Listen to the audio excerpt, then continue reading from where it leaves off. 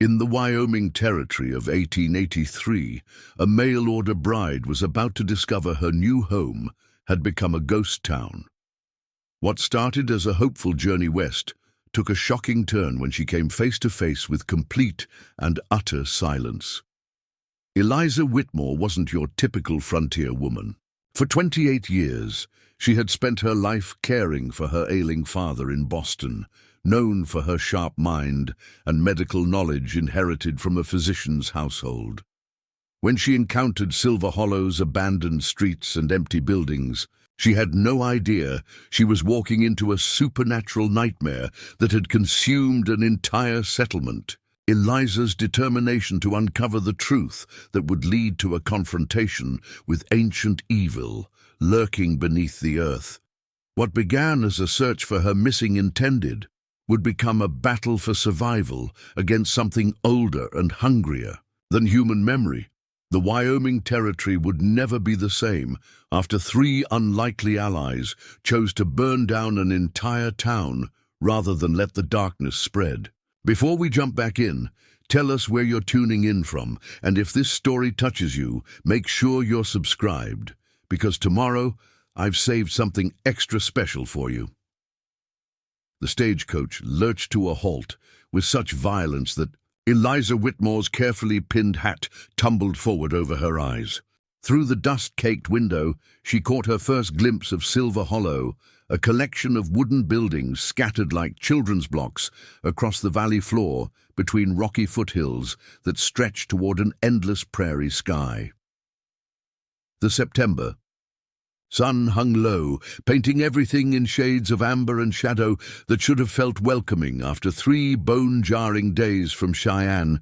Instead, the sight filled her with an unease she couldn't name. "Silver Hollow, miss," called the driver from his perch, his voice carrying an odd tension. "This is your stop." Eliza gathered her traveling bag and the leather satchel containing Silas Granger's letters, 17 careful exchanges over 6 months that had convinced her to leave Boston for this frontier town, where she would become wife to a respectable shopkeeper who promised her a civilized life amid the raw territory. The driver had already begun untying her trunk from the coaches, Rufy's movements quick and nervous like a man eager to be elsewhere. "Will you be staying the night in town?" Eliza asked as she stepped down onto the dirt street. The silence that greeted her was so complete it made her ears ring. No voices, no hammering, no children playing, no sound at all, save the whisper of wind through the buildings and the restless stamping of the horses. "No, miss," the driver replied, not meeting her eyes. "Got to make Laramie by nightfall." He set her trunk beside the road with unnecessary force. "You sure this is where you're meant to be?" Before Eliza could answer, he had climbed back to his seat and snapped the reins. The stagecoach rolled away, leaving her standing alone in the middle of what appeared to be a completely deserted town. The dust settled around her traveling dress with its practical brown wool and modest bustle, chosen specifically for frontier life, though now she wondered if any preparation could have readied her for this. Silver Hollow stretched before her, like a stage set abandoned mid-performance. The main street ran perhaps 200 yards between buildings that looked sturdy enough, the general store with S. Granger Mercantile painted across its false front. A blacksmith shop with its doors standing open, revealing cold forges, within a small church with a wooden cross that tilted at an odd angle. At the far end stood what might have been a saloon, its batwing doors moving slightly in the breeze with a rhythmic creaking that seemed unnaturally loud in the stillness. Eliza picked up her traveling bag, leaving the trunk for now, and walked toward the Mercantile. Her heeled boots clicked against the packed earth, echoing off the empty buildings. As she drew closer, details emerged that made her steps slow. The store's front door stood ajar, though a sign reading "Closed" hung crooked in the window. A wooden crate sat overturned on the porch, spilling what looked like children's toys, a rag doll, a wooden horse, a small tin cup across the boards. "Mr. Granger?" she called, pushing the door open. The hinges protested with a groan that seemed to carry forever in the empty air. Silas! The interior of the store was dim and cluttered but intact. Shelves lined with goods, fabric bolts, canned foods, tools, all covered with a fine layer of dust that suggested weeks rather than days of abandonment. Behind the counter sat a ledger book open to entries dated early August, nearly 6 weeks past. Eliza moved closer and read the neat handwriting that recorded sales of flour to Mrs. Patterson ammunition to Tom Bradley medicine for the Wheeler baby. Ordinary transactions of ordinary life that had simply stopped. A sound from outside made her freeze footsteps on the wooden porch slow and deliberate. Relief flooded through her until she realized these were not the quick steps of someone coming to greet her, but the cautious tread of someone who had been watching. She moved to the window and peered through the dusty glass. A man stood at the far end of the porch, a tall figure in worn clothes with a wide-brimmed hat pulled low over his face. Even from this distance, she could see the rifle cradled in his arms and the way he held himself like a man accustomed to trouble. Their eyes met through the glass, and for a moment neither moved. Then he touched his hat brim in a gesture that might have been courtesy or warning and began walking away. "Wait!" Eliza called, pushing through the door. "Please wait!" The man paused but didn't turn around. "You shouldn't be here, miss," he said, his voice rough as gravel. "Best catch the next stage out." "I'm looking for Silas Granger," Eliza said, stepping onto the porch. "I'm expected here. I'm his intended." Now the man did turn, and she saw a face weathered by sun and hardship framed by graying hair that hung past his collar. His eyes were pale blue and held a wariness that seemed to go bone deep. "Granger's gone," he said simply. "They're all gone." "Gone where?" The question came out sharper than she intended, betraying the fear that had been building since the stagecoach's departure. "When will they return?" The stranger studied her for a long moment, taking in her traveling dress, her carefully arranged hair, her obvious Eastern origins. "Name's Jed Burke," he said finally. "And they ain't coming back, miss. None of them." Eliza felt the world tilt slightly beneath her feet. "That's impossible. I've been corresponding with Mr. Granger for months. He knew I was arriving today. We're to be married." "When did you last hear from him?" "July 20th, she replied automatically, then realized how long ago that seemed now. "He said he was busy with the store, but looked forward to my arrival."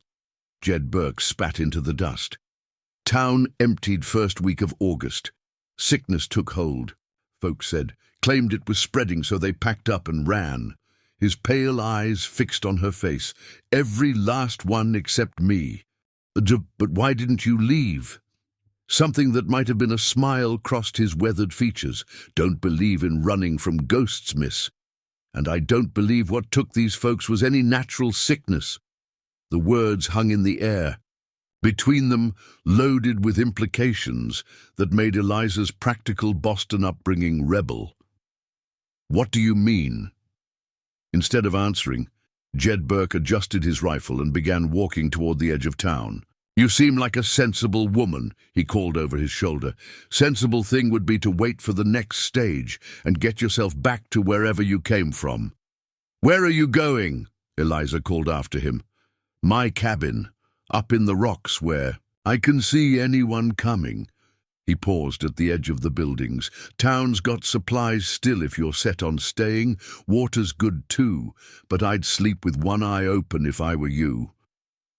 And then he was gone, leaving Eliza alone with the empty buildings and the whisper of wind through abandoned streets. She stood on the porch of Silas Granger's store, watching the shadows lengthen as the sun sank toward the western hills, and tried to make sense of what she had learned.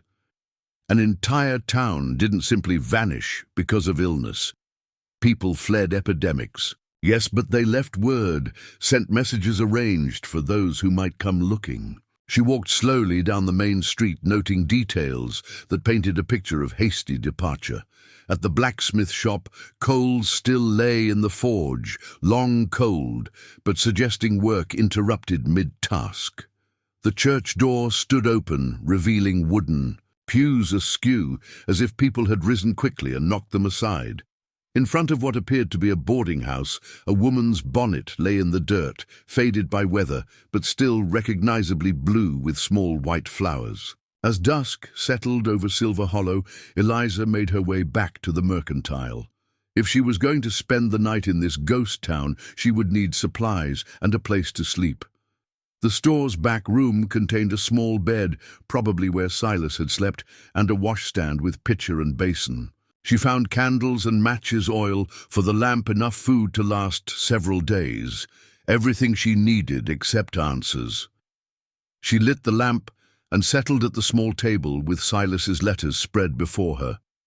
Reading them again in the lamplight, she searched for clues she might have missed. His handwriting was consistent, his tone warm if formal. He spoke of the town's growth, the good people who had settled there, the bright future he envisioned for them both. Nothing suggested a man planning to disappear, nothing hinted at illness or trouble, but as Eliza read, she began to notice what the letters didn't say. Silas never mentioned specific neighbors by name, never described particular events or celebrations. For all his talk of community life, his descriptions remained oddly vague, as if he were describing a place he had heard about rather than lived in. The realization sent a chill through her that had nothing to do with the cooling night air. Outside, the wind had picked up, rattling the windows and sending something metallic clanging against a building with irregular rhythm. Eliza blew out the lamp and lay down on the narrow bed, fully clothed, her hand resting on the small derringer her father had insisted she carry.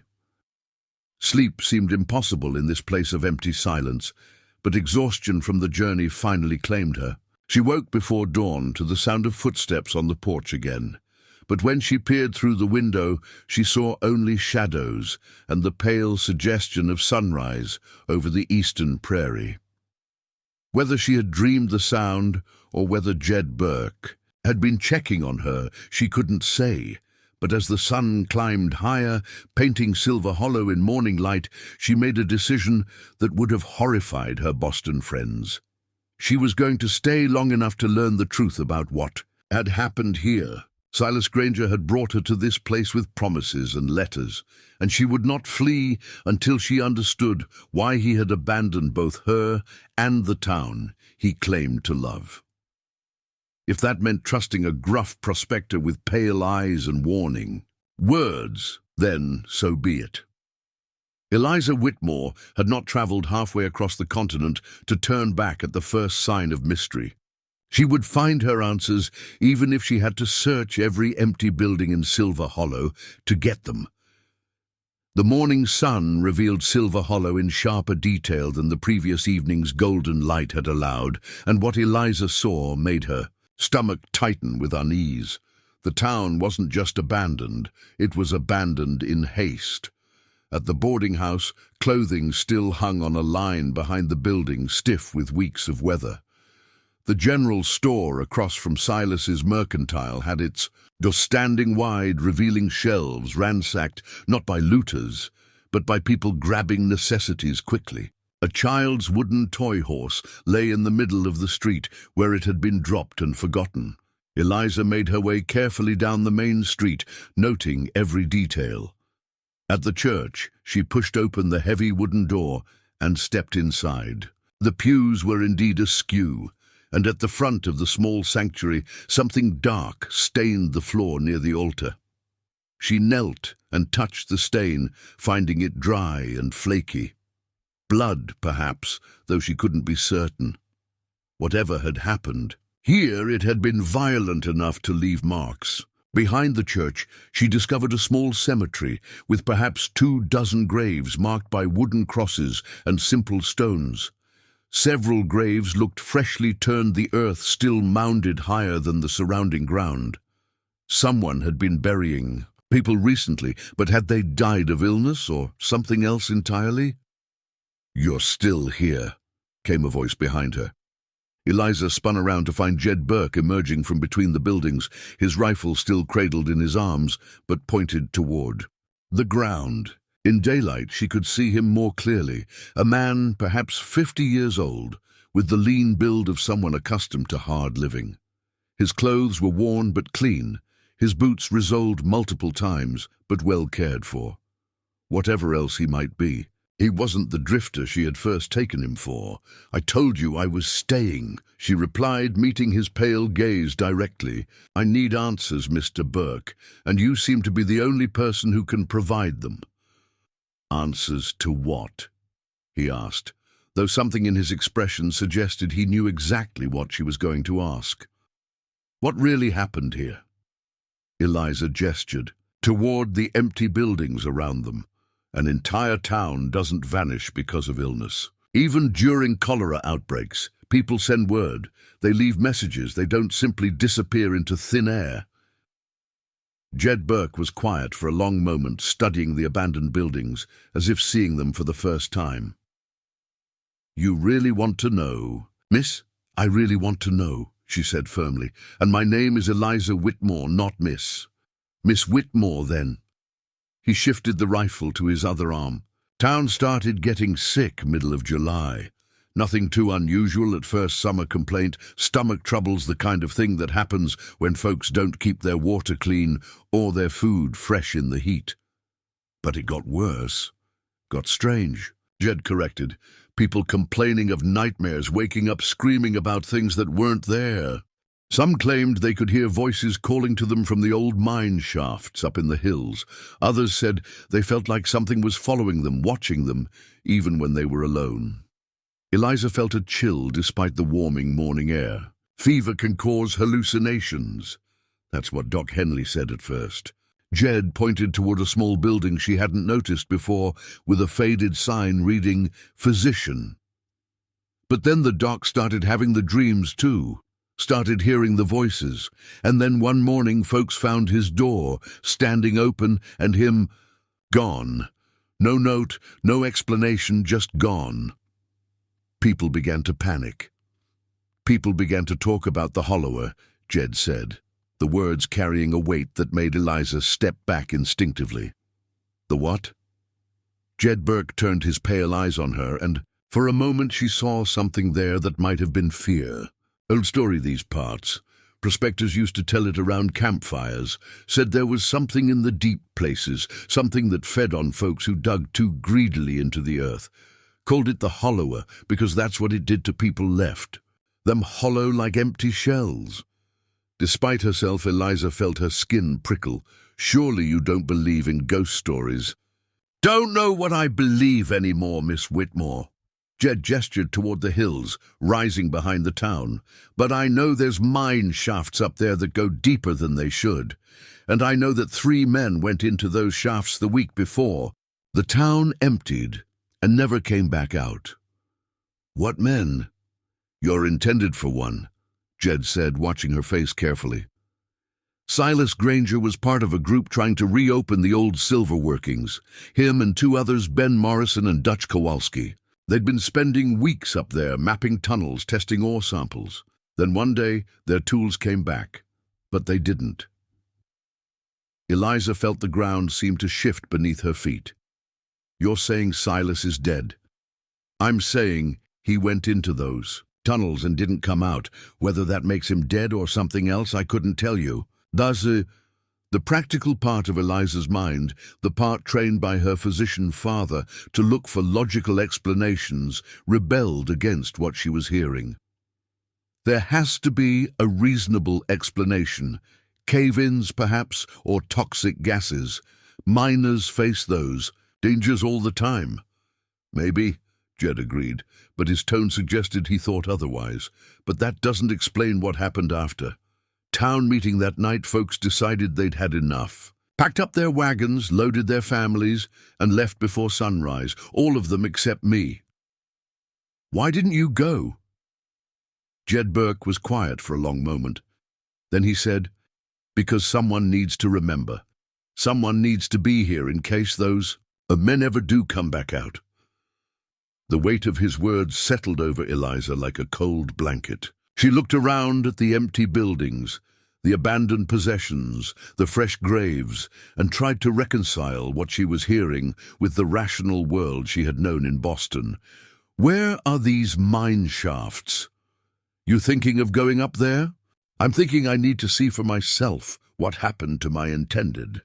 Jed shook his head slowly. "That's not a good idea, Miss Whitmore. Whatever's up there, it's best left alone." "Nevertheless, I intend to investigate." Eliza straightened her shoulders in a gesture that would have been familiar to anyone who had known her father. "I came here to marry Silas Granger. I have a right to know what became of him." "Your right might get you killed." "Everything might get me killed, Mr. Burke. Staying here might get me killed. Leaving might get me killed if the stagecoach breaks down or we're attacked by bandits. At least this way I'll know the truth." Jed studied her for a long moment, and she saw something shift in his expression. "You're not what I expected in a mail-order bride. What did you expect? Someone who'd run screaming at the first sign of trouble. I don't run from trouble, Mr. Burke. I face it. Even when that trouble might be something that ain't natural." Eliza met his pale gaze steadily. "Especially then." After a moment, Jed Burke nodded slowly. "All right, Miss Whitmore. If you're bound and determined to see those mine shafts, I'll show you where they are.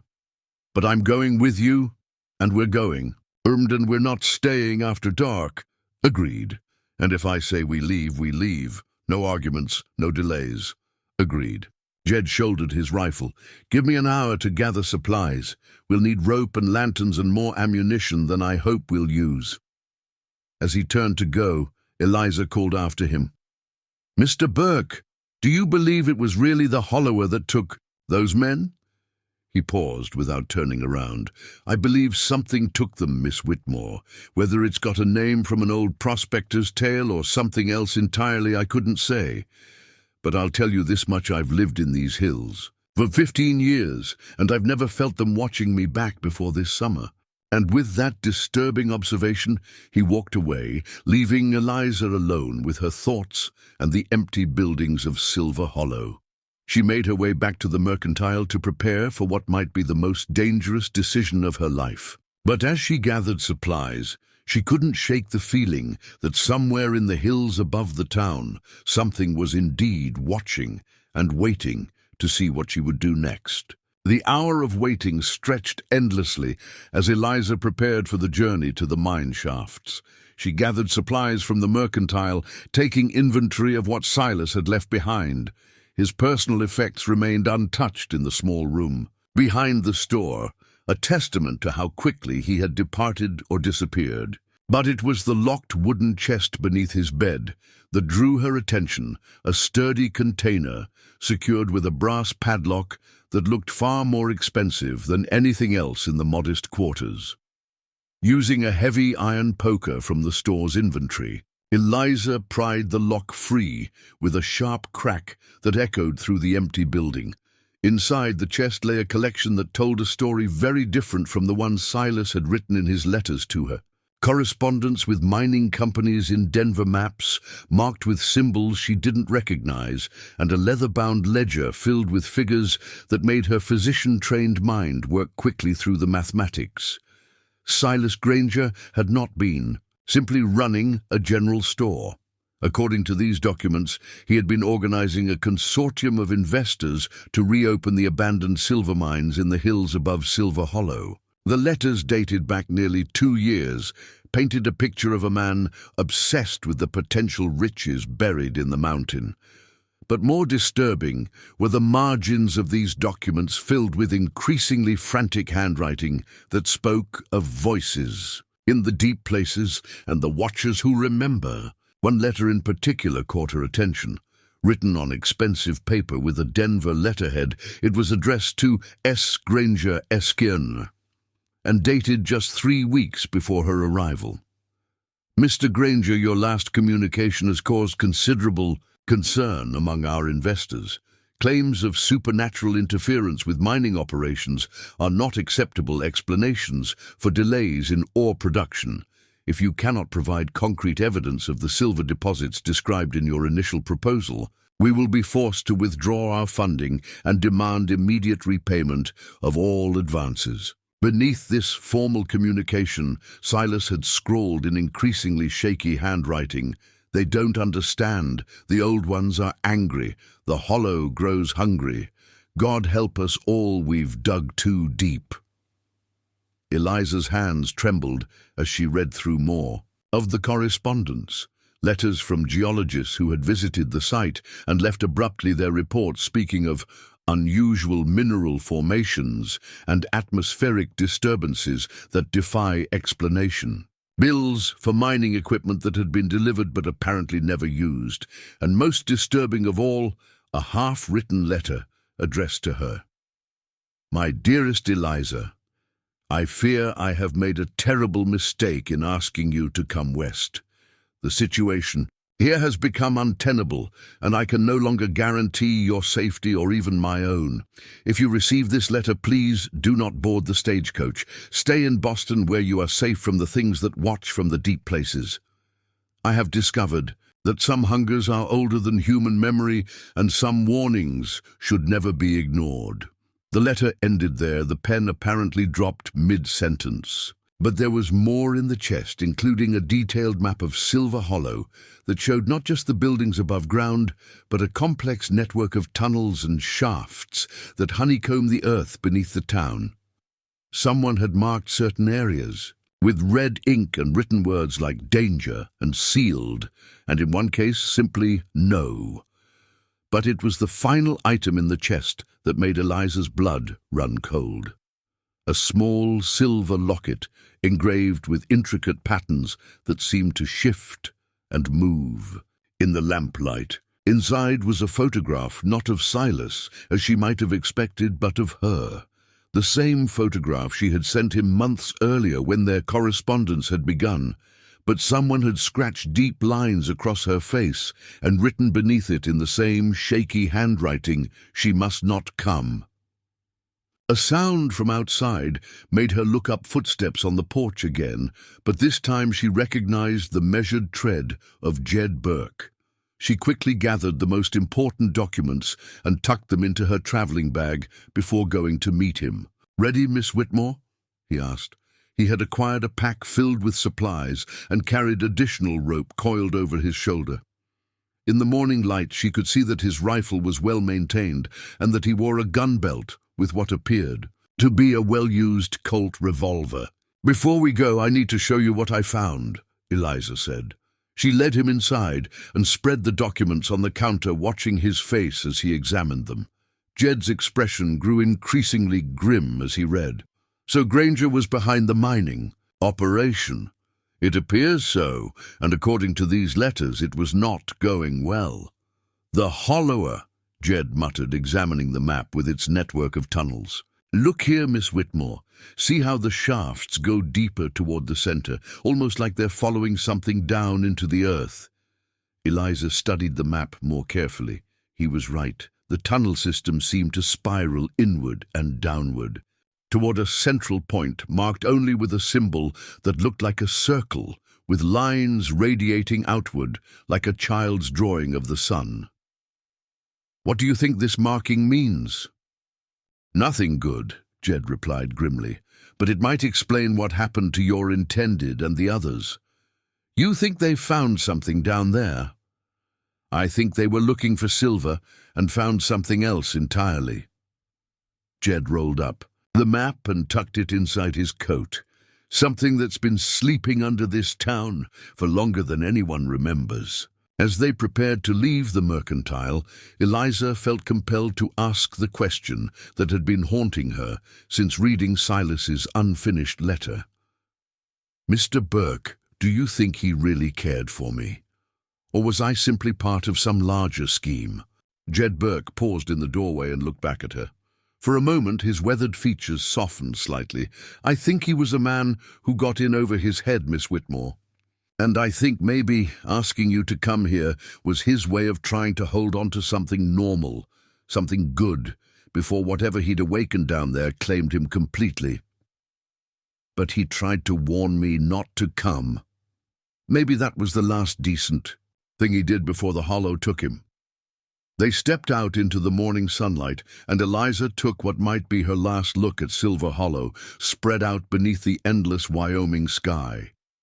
The town looked peaceful in the golden light, but she could no longer see it as simply abandoned. Now she saw it as a place where people had fled in terror from something they couldn't understand, something that had been disturbed by human greed and curiosity.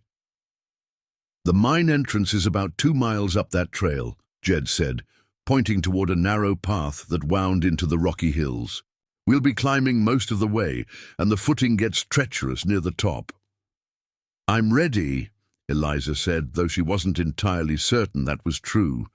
As they began the ascent into the hills, she couldn't shake the feeling that they were being watched, not by human eyes, but by something older and hungrier, something that had been waiting patiently in the deep places for curious humans to venture too far from the safety of sunlight and open air. The weight of Silas's documents in her bag seemed to grow heavier with each step, reminding her that some knowledge came at a price too terrible to pay. But Eliza Whitmore had not come this far to turn back now.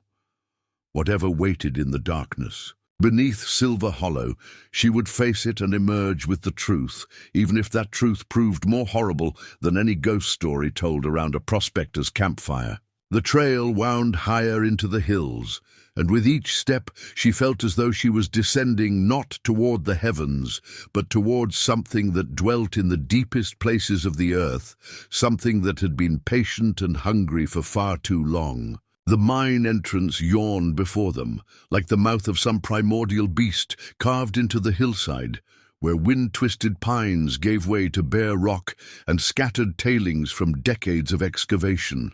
Eliza stood at the threshold, breathing hard from the 2-mile climb and staring into darkness so complete it seemed to swallow the morning light.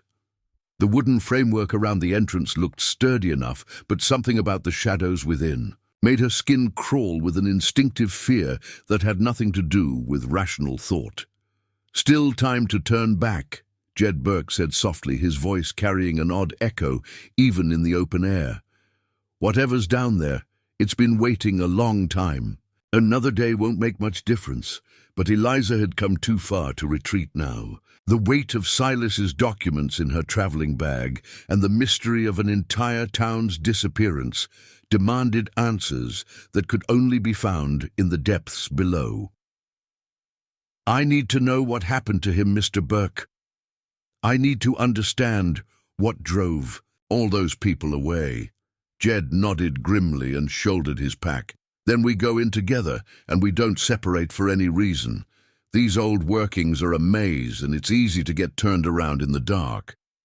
He lit a lantern and handed her a second one, checking to ensure they both had adequate oil and fresh wicks. The dancing flames seemed pitifully small against the waiting darkness, but Eliza took comfort in their warm glow as they stepped across the threshold into the mine. The tunnel sloped downward at a gentle angle, following what had once been a natural fissure in the rock that human hands had widened and reinforced with timber supports.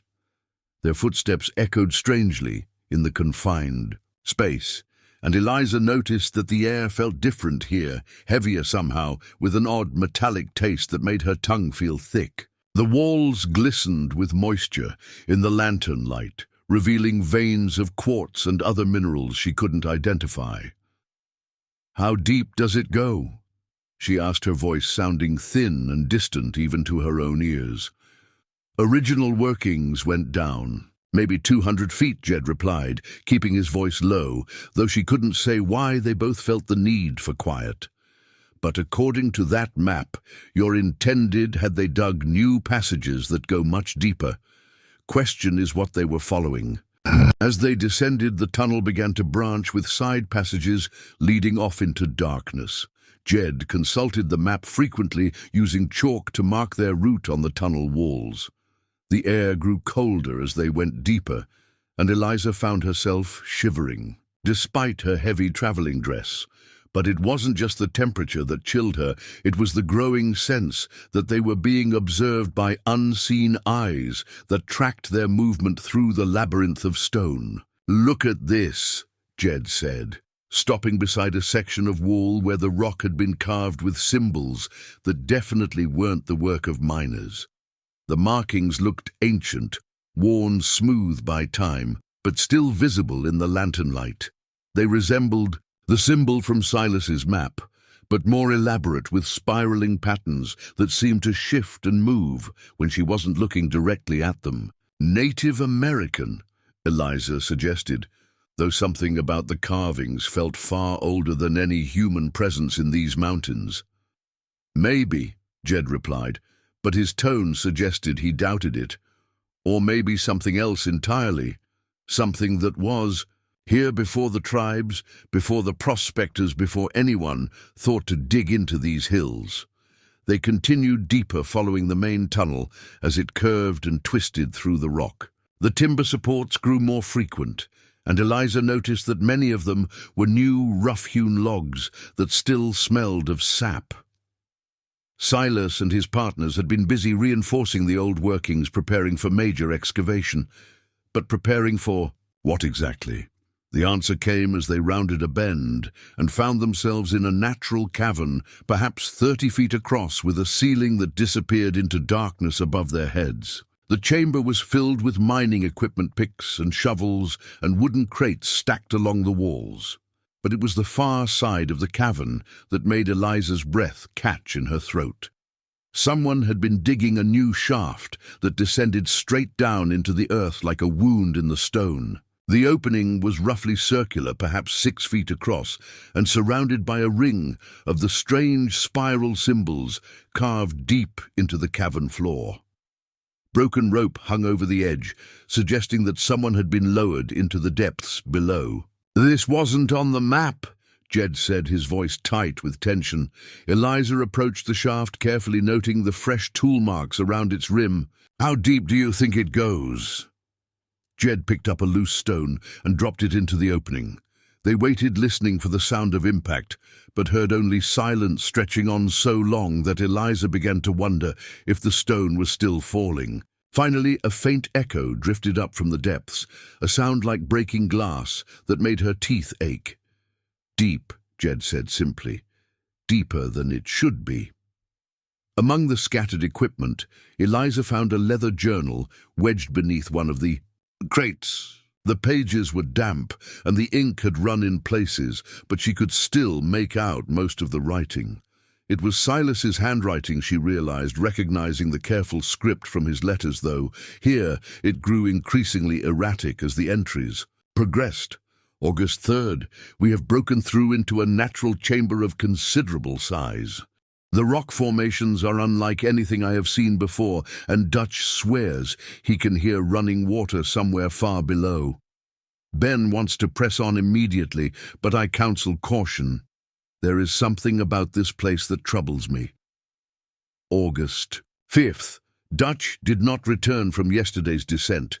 Ben and I called down to him for hours, but received no answer. The rope was cut clean through as if by a blade, though what could have done such a thing I cannot imagine. Ben insists we continue the excavation, but I fear we have disturbed something that should have remained undisturbed. August 7th. The voices began last night, whispers in the darkness that seemed to come from everywhere and nowhere. Ben claims he cannot hear them, but I know he lies. I see it in his eyes, the same fear that gnaws at my own sanity. We should seal this place and never return, but the silver calls to us more insistently each day. August 9th. Ben went down this morning against my strongest objections. That was 6 hours ago.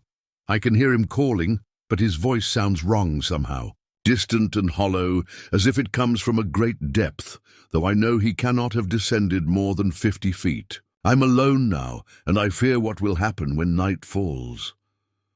The final entry was barely legible, the letters sprawling across the page in obvious haste. The hollow grows hungry. It feeds on more than flesh and bone. God forgive me, I have opened. A door that should never have been opened. The watchers rise and the old agreements are broken. Eliza, do not come. Do not trust the letters. Save yourself while you still can. Eliza's hands trembled as she closed the journal. He knew, she whispered. He knew something terrible was going to happen, and he tried to warn me. Jed had been exploring the rest of the chamber, and now he called her over to one of the equipment crates. Inside, beneath mining tools and coils of rope, they found something that made Eliza's stomach turn. Human bones picked clean and white, but arranged in patterns that suggested intention rather than accident. And among the bones, fragments of cloth that might once have been clothing. Dutch and Ben, Jed said grimly, or what's left of them. But even as he spoke, Eliza noticed something that made the discovery even more disturbing. The bones were arranged in the same spiral pattern as the symbols carved into the stone, and at the center of the arrangement lay a small object that glinted in the lantern light. She reached for it, despite Jed's warning grunt, and found herself holding a silver locket identical to the one they had found in Silas's chest. Inside the locket was another photograph, but this one showed a woman she didn't recognize dressed in frontier clothing with hard eyes and a determined expression. Someone had written on the back of the photograph in faded ink, "Sarah Morrison, Dutch's intended 1881. There have been others, Eliza breathed. Other mail-order brides who came here and disappeared. Looks that way, Jed agreed, his face grim in the lantern light. Question is, how many and what happened to them after they arrived? As if in response to his words, a sound drifted up from the shaft, a low moaning that might have been wind through stone passages, or might have been something else entirely. The hair on Eliza's arms stood up, and she found herself backing away from the opening, despite her determination to learn the truth. We should go, Jed said softly. Whatever's down there, it knows we're here now. But as they gathered their lanterns and prepared to retreat, Eliza caught sight of something that made her pause. Fresh scratches in the stone near the shaft's edge, forming letters that spelled out a single word in shaky capitals: help. Someone had been here recently, someone who was still alive enough to carve a message. Whether it was Silas or some other poor soul trapped in the depths below, she couldn't say, but the sight of that desperate plea carved into stone filled her with a determination that overrode her fear. There's someone down there, she said, pointing to the scratches. Someone who needs help. Jed examined the carving, and his expression grew even more troubled. This is fresh Miss Whitmore, cut into the stone within the last few days or maybe hours. Then we have to help them. We have to get out of here, Jed countered firmly. Whatever made those scratches, it might not be human anymore. And if we go down that shaft, there's no guarantee we'll ever come back up. The moaning sound came again from the depths below, longer this time, and definitely not the wind. It sounded like a voice calling, though the words, if there were any, were too distorted to understand. Eliza found herself leaning toward the opening, straining to hear, despite Jed's restraining hand on her arm. Eliza, came a whisper from far below, barely audible but unmistakably her name. Eliza, help me. Her blood froze in her veins. The voice was Silas's voice, though changed somehow hollow and echoing, as if it came from an impossible distance. He was alive down there in the darkness, and he was calling for her. It's him, she breathed. It's Silas, he's still alive.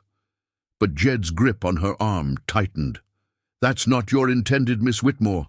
That's something else using his voice to draw you down. Don't listen to it. Eliza, please, came the voice again, fainter now, but filled with such anguish that her heart ached to respond. I'm hurt, I can't climb up alone. Please help me. She looked at Jed and saw her own internal struggle reflected in his pale eyes. They both knew the sensible thing was to retreat to safety, but the thought of leaving Silas, or whoever was calling from the depths, felt like cowardice of the worst kind.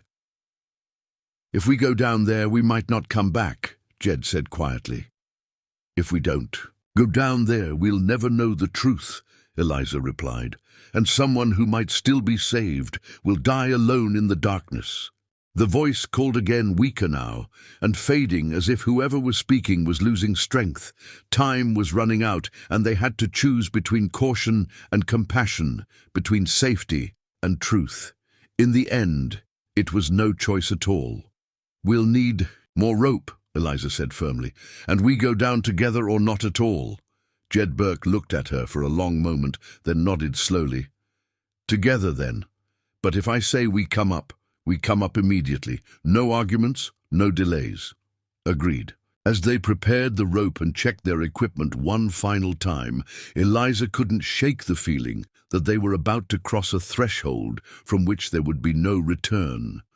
Whatever waited in the depths below the spiral shaft, it had been, patient and hungry for a very long time, and now it was calling them down into the darkness with Silas's voice. Instead of descending immediately into the shaft, Jed insisted they retreat to the surface to gather more supplies and rope before attempting what he grimly called the descent into hell itself. The climb back to daylight felt longer than the journey down, and Eliza found herself constantly looking over her shoulder as if something might be following them through the tunnels. When they finally emerged into the afternoon sunlight, she realized she had been holding her breath for what felt like hours. "We need food for at least 2 days and every lamp and candle we can carry," Jed said, as they made their way back down the mountain trail towards Silver Hollow. "If we get trapped down there, or if the shaft is deeper than we think, we'll need supplies to last." But when they reached the town, Eliza made an unexpected discovery that changed everything. While gathering additional rope from the mercantile, she noticed a leather-bound journal wedged behind a loose board in the wall journal she had missed during her earlier search. The cover was marked with a name written in elegant script, "Property of Madame Yvette Duval," and the pages within told a story that cast the town's evacuation in an entirely different light. "Listen to this," Eliza said, settling beside Jed on the mercantile's front porch as the sun began its descent toward the western hills. She opened the journal to the first entry and began to read aloud. July 15th, 1883.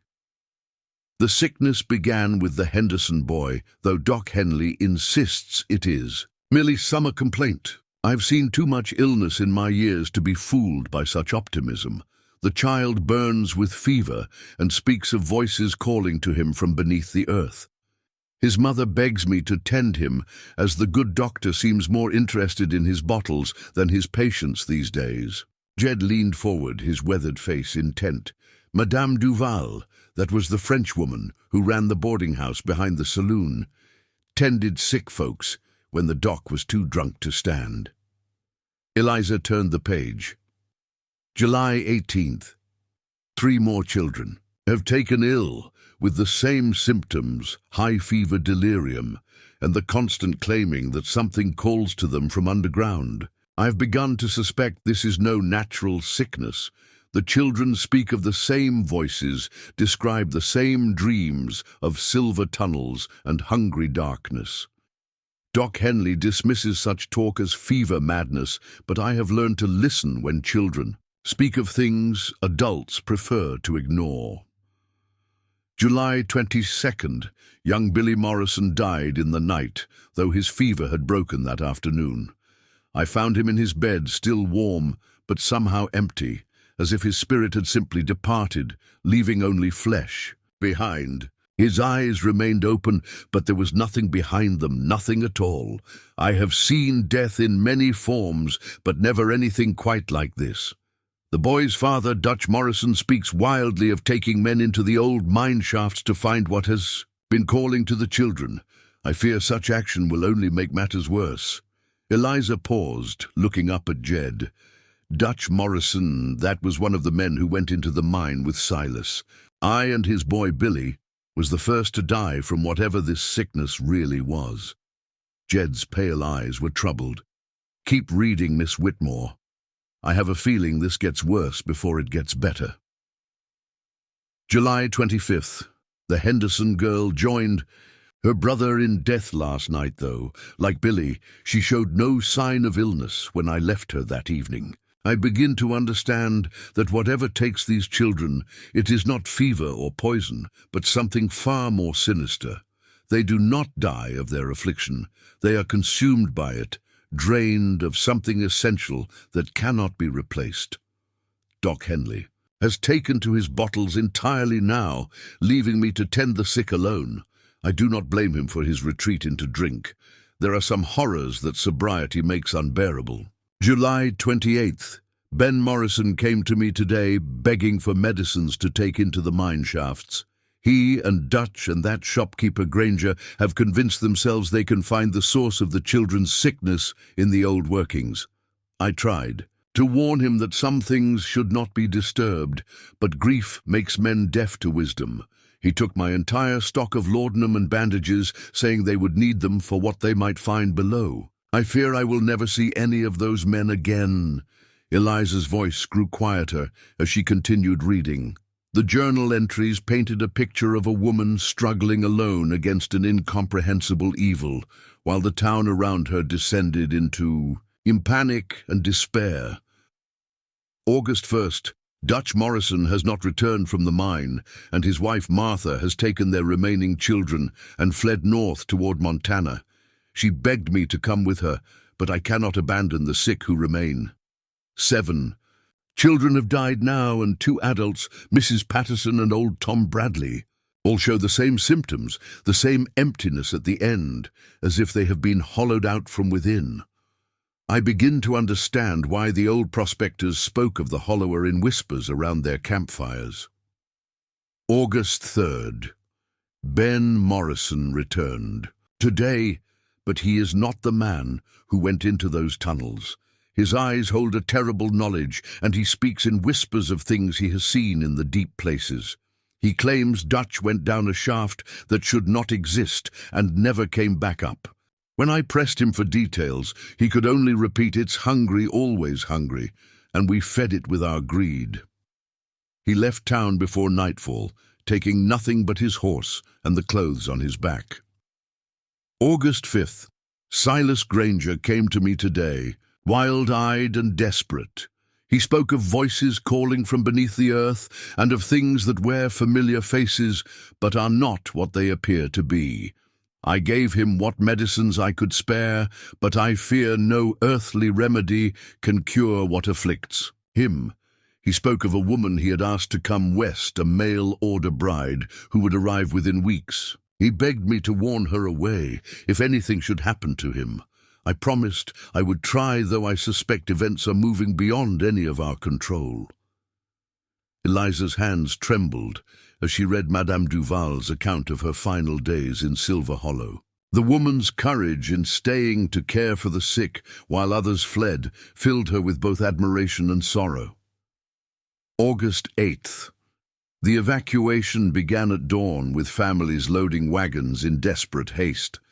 They begged me to come with them, but I cannot abandon the Peterson baby, who burns with fever, or old Martha Wilson, who is too weak to travel.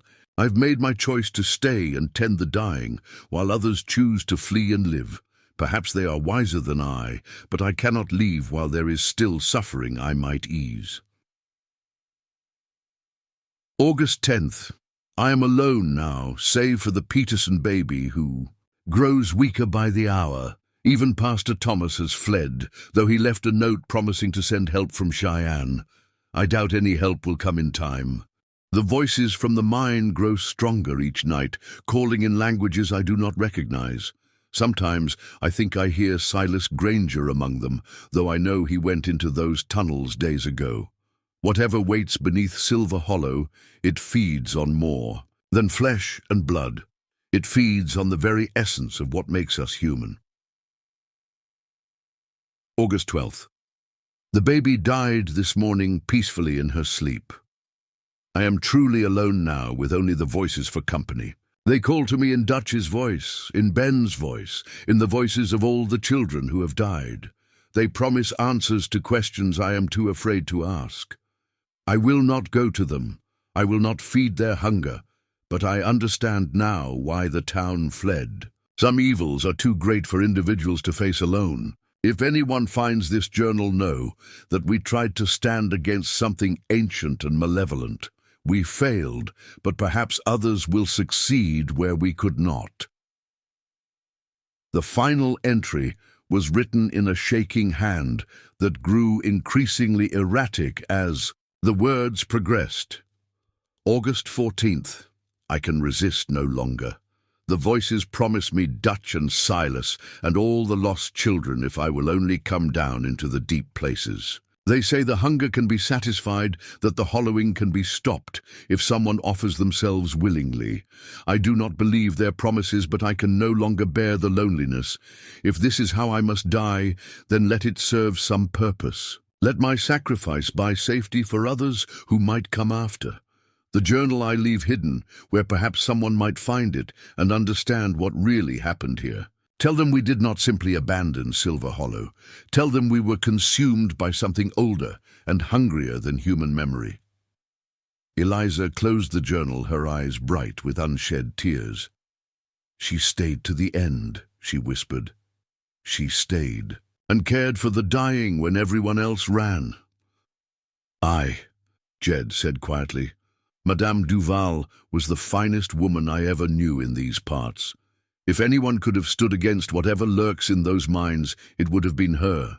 But even she couldn't resist in the end. No, Jed agreed, but she left us a warning, and maybe that's enough. Maybe her sacrifice means we can succeed where she and the others failed. As the sun set over Silver Hollow, painting the abandoned buildings in shades of gold and crimson, Eliza felt a new determination growing within her. Madame Duval had faced the unknown with courage and compassion, caring for others, even as her own world collapsed around her. If such a woman could stand against the darkness, then perhaps there was hope yet for those who chose to follow in her footsteps. We go down tomorrow, she said firmly. But we go prepared, and we go together. Whatever took Silas and the others, we'll face it with our eyes open and our purpose clear. And if we don't come back up? Eliza looked around at the empty town that had become a monument to human courage in the face of incomprehensible evil. Then we'll have tried, and sometimes trying is enough. As they prepared for what might be their final night above ground, Eliza couldn't shake the feeling that Madame Duval's spirit still lingered in Silver Hollow, watching over the abandoned buildings like a guardian angel who had chosen to remain at her post, even in death. Tomorrow they would descend into the depths where voices called with familiar words and hungry things waited in the darkness. But tonight they would honor the memory of a woman who had chosen compassion over safety and love over fear. Whatever waited in the deep places beneath Silver Hollow, it would find them ready. Dawn was still an hour away when the sound of hoofbeats on the main street woke Eliza from an uneasy sleep filled with dreams of spiral tunnels and calling voices. She rose quickly from the narrow bed in Silas's quarters and peered through the dusty window to see a lone rider approaching through the grey pre-dawn light, leading a pack horse and moving with the purposeful gait of someone who knew exactly where he was going. The stranger dismounted in front of the mercantile with fluid grace that spoke of years in the saddle. He was tall and lean, with the kind of controlled movements that suggested a man comfortable with violence. His clothes were well made but practical, dark wool and leather that would serve equally well in a drawing room or a gunfight. Most disturbing was the way his eyes swept the empty street, taking in every detail with the methodical precision of someone accustomed to hunting dangerous prey. Eliza dressed quickly and emerged from the store to find the stranger examining the abandoned buildings with obvious interest. He had removed his hat, revealing dark hair touched with grey at the temples and a face that might have been handsome, if not for the hardness around his eyes. When he saw her, he touched his hat brim in a gesture of politeness that didn't reach those calculating eyes. "Morning, miss," he said, his voice carrying a slight accent she couldn't place. "Name's Gideon Blake. I'm looking for information about this town and the folks who used to live here." "I'm afraid you'll find precious little information here, Mr. Blake," Eliza replied, keeping her voice steady despite the unease this man triggered in her. "The town has been abandoned for weeks." "So I see." Blake's gaze moved past her to take in the empty mercantile behind her. Curious thing, an entire settlement just up and vanishing like that makes a man wonder what might have driven them away. Before Eliza could respond, Jed Burke emerged from between the buildings, his rifle held casually but ready, his pale eyes fixed on the stranger with obvious suspicion, and Eliza noticed that his thumb rested on the rifle's hammer. "Blake," Jed said simply, "should have known you'd turn up eventually." "Burke." The stranger's smile held no warmth. "Still playing. Hermit in these godforsaken hills, I see." "Still hunting men for money, I see," Jed replied evenly. The tension between the two men was immediate and electric, like the air before a thunderstorm. Eliza looked from one to the other, sensing years of history in their carefully neutral tones. "You know each other," she observed. "We've crossed paths," Blake said, his attention never leaving Jed.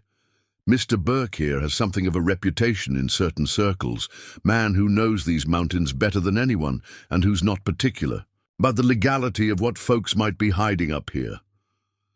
"And Mr. Blake here has a reputation for asking questions that get people killed," Jed countered. "What brings you to Silver Hollow Bounty Hunter?" Blake's smile widened slightly.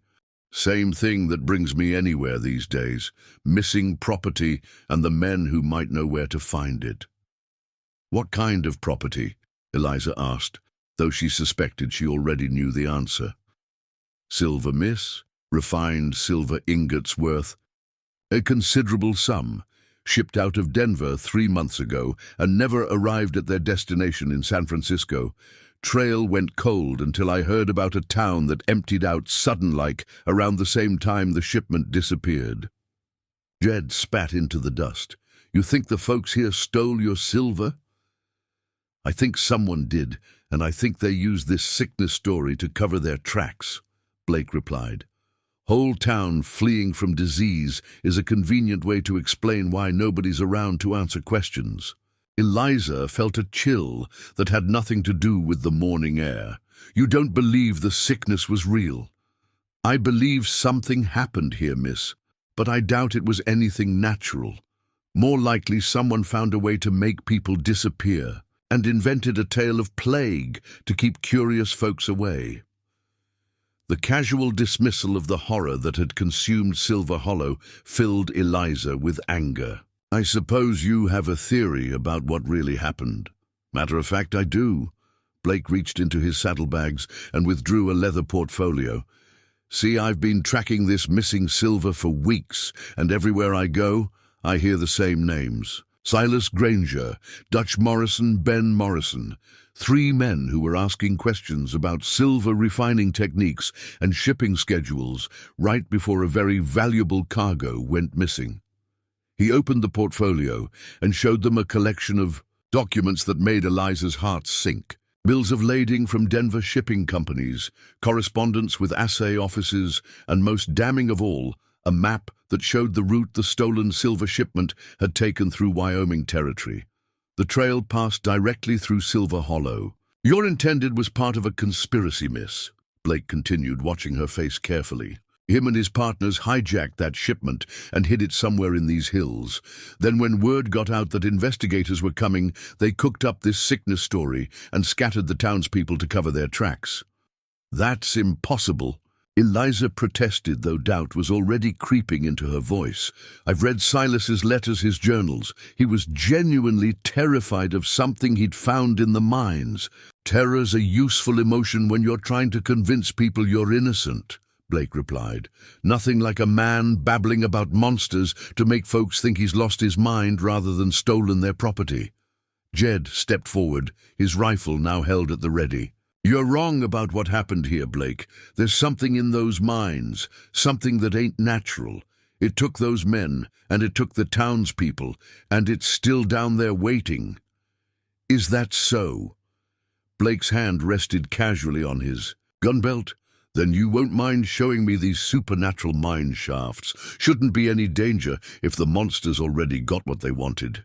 Preparing and narrating this story took us a lot of time, so if you are enjoying it, subscribe to our channel. It means a lot to us. Now back to the story. The challenge hung in the air between them, and Eliza realized they had reached a crossroads. Blake clearly didn't believe their account of what had happened in Silver Hollow, and he seemed determined to investigate the mines himself. Whether they cooperated with him or not, he would likely find his way to the shaft eventually. But bringing him along meant risking the life of a man who didn't understand the danger he was walking into. "The mines are dangerous, Mr. Blake," she said carefully. "Even if you don't believe our account of supernatural activity, there are very real hazards, cave-ins, toxic gases, unstable ground." "I appreciate your concern, miss, but I've been in more dangerous places than an old silver mine." Blake's eyes glittered with something that might have been amusement. "Besides, if there really is something down there killing folks, then you'll want all the help you can get. And if we refuse to take you, then I'll find my own way, which might not go so well for anyone who's been helping to hide stolen property." The threat was subtle, but unmistakable. Blake suspected them of complicity in the theft and would not hesitate to involve territorial authorities if they didn't cooperate. Eliza looked at Jed and saw her own reluctant conclusion reflected in his weathered features. "Very well, Mr. Blake," she said finally. "We'll show you the mines, but you'll follow our lead and heed our warnings. Whatever you may think about the supernatural dangers, the natural ones are real enough." "Fair enough," Blake agreed, though something in his tone suggested he had his own plans regardless of their warnings. As they gathered supplies for the journey back to the mine entrance, Eliza couldn't shake the feeling that they were making a terrible mistake.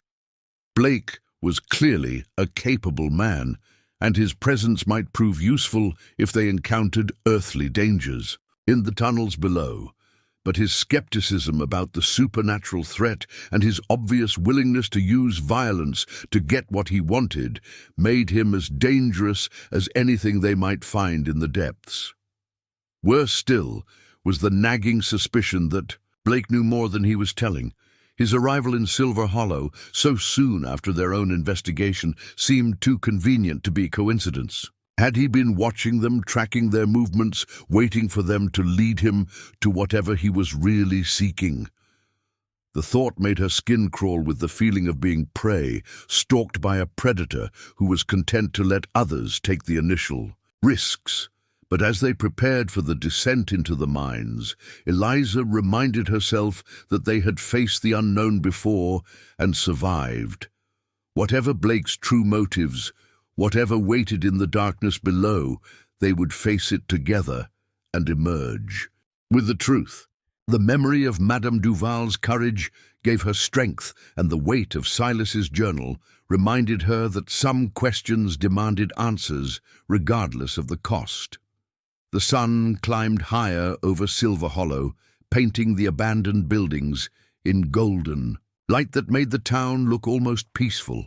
But Eliza knew that peace was an illusion, that beneath the surface ancient hungers stirred and waited for unwary souls to venture too close to the deep places where light had never shone. Today they would answer Blake's challenge and descend once more into the realm of whispers and shadows. Whether they would return with silver or secrets, or simply become the latest victims of whatever lurked in the spiral depths, remained to be seen. But they would face that fate together, bound by necessity, if not trust, in a partnership that might prove their salvation or their doom. The three of them stood at the mine entrance as noon sun streamed down between the pines, casting stark shadows across the weathered timbers that framed the tunnel mouth. Blake had insisted on bringing additional rope and climbing equipment, along with enough ammunition to outfit a small army. His confidence in the face of their warnings about supernatural dangers struck Eliza as either admirable courage or dangerous foolishness, though she suspected it leaned toward the latter. "Still time to reconsider, Mr. Blake," Jed said as they lit their lanterns and checked their supplies one final time. "Whatever's down there, it's claimed better men than us." Blake adjusted his gun belt and shouldered his pack with practiced ease. "I've faced claim jumpers, road agents, and Comanche. And what parties, Mr. Burke? I doubt a few old mine shafts hold any terrors I haven't seen before." Eliza said nothing, but she noticed how Blake's confident words seemed to echo strangely in the tunnel mouth, as if the darkness itself was listening and finding amusement in his bravado. The air felt different today, heavier, with an electric tension that made her skin crawl and the fine hairs on her arms stand up. Even the birds had fallen silent in the trees above, as if nature itself sensed something unnatural stirring in the depths below. They descended in single file, with Jed leading, and Blake bringing up the rear, his hand never straying far from his revolver. The tunnel sloped downward just as Eliza remembered, but the air seemed thicker now, with an odd sweet smell that reminded her of flowers left too long in a closed room. Their lantern light danced across the stone walls, revealing the same quartz, veins and mineral deposits, but now she could swear the ancient symbols carved into the rock seemed to pulse with a faint luminescence of their own. "Phosphorescent minerals," Blake observed when she mentioned the strange glow. "Common enough in certain geological formations, nothing supernatural about it." But Jed had stopped ahead of them, his weathered face pale in the lantern light. "The symbols are different," he said quietly. "They've changed since yesterday." Eliza moved closer and saw what he meant. The spiral patterns carved into the stone had definitely altered, becoming more complex, with additional lines and curves that formed shapes her mind struggled to interpret. It was as if the rock itself was alive and responding to their presence, by revealing more of its ancient secrets. "Rock doesn't change overnight," Blake said firmly, though his voice carried less conviction than his words. "You're seeing things that aren't there." They continued deeper into the mine, following the main tunnel as it twisted through the mountain's heart. But as they descended, Eliza began to notice sounds that hadn't been there during their previous visit. Whispers seemed to follow them just at the edge of hearing words in languages she didn't recognize that made her teeth ache and her vision blur. Once she thought she heard her name called from far ahead, but when she asked the others, they claimed to have heard nothing.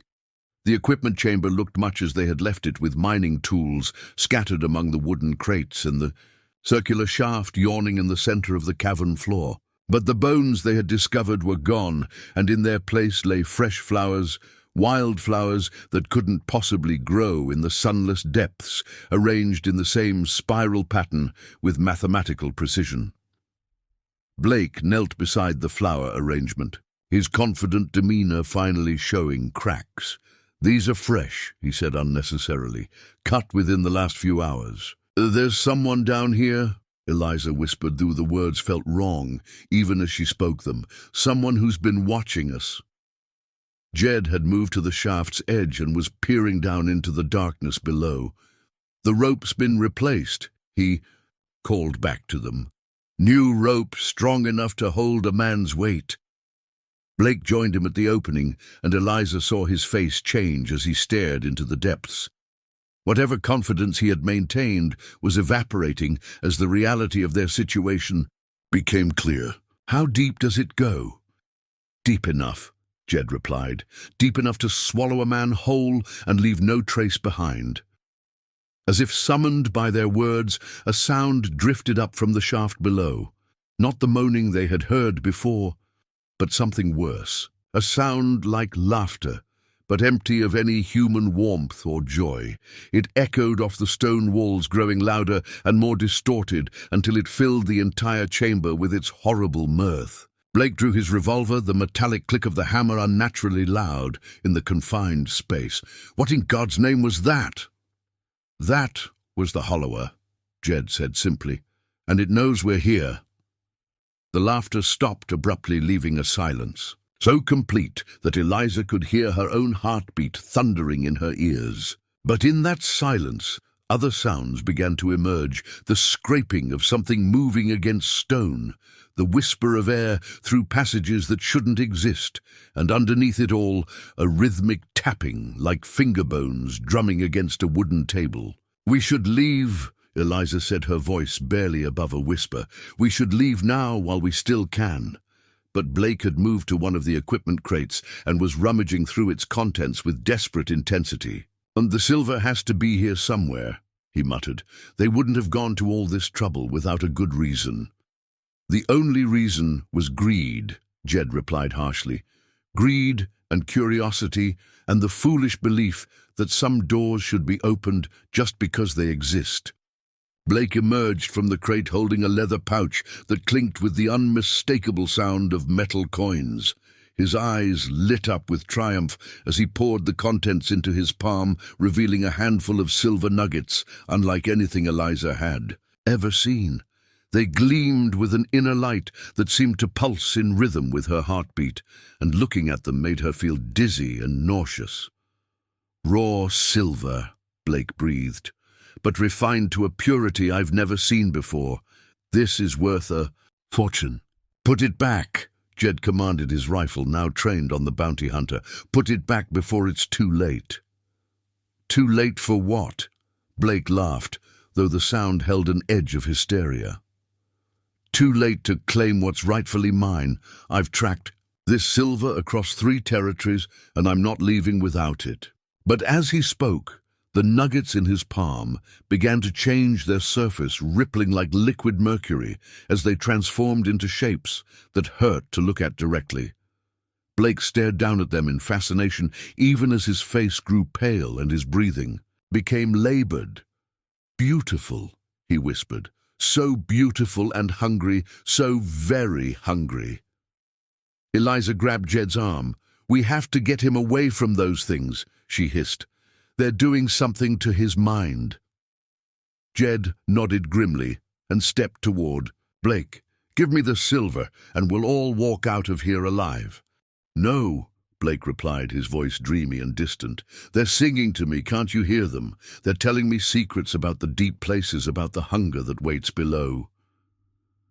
The rhythmic tapping from the shaft grew louder and more insistent, and now Eliza could hear voices joining the percussion. Familiar voices calling names. She recognized Dutch Morrison, pleading for someone to help him climb out Ben Morrison, screaming about things that wore human faces but weren't human at all. And underneath them all, Silas's voice, weak and desperate, calling her name over and over again. "Eliza," came the voice from below.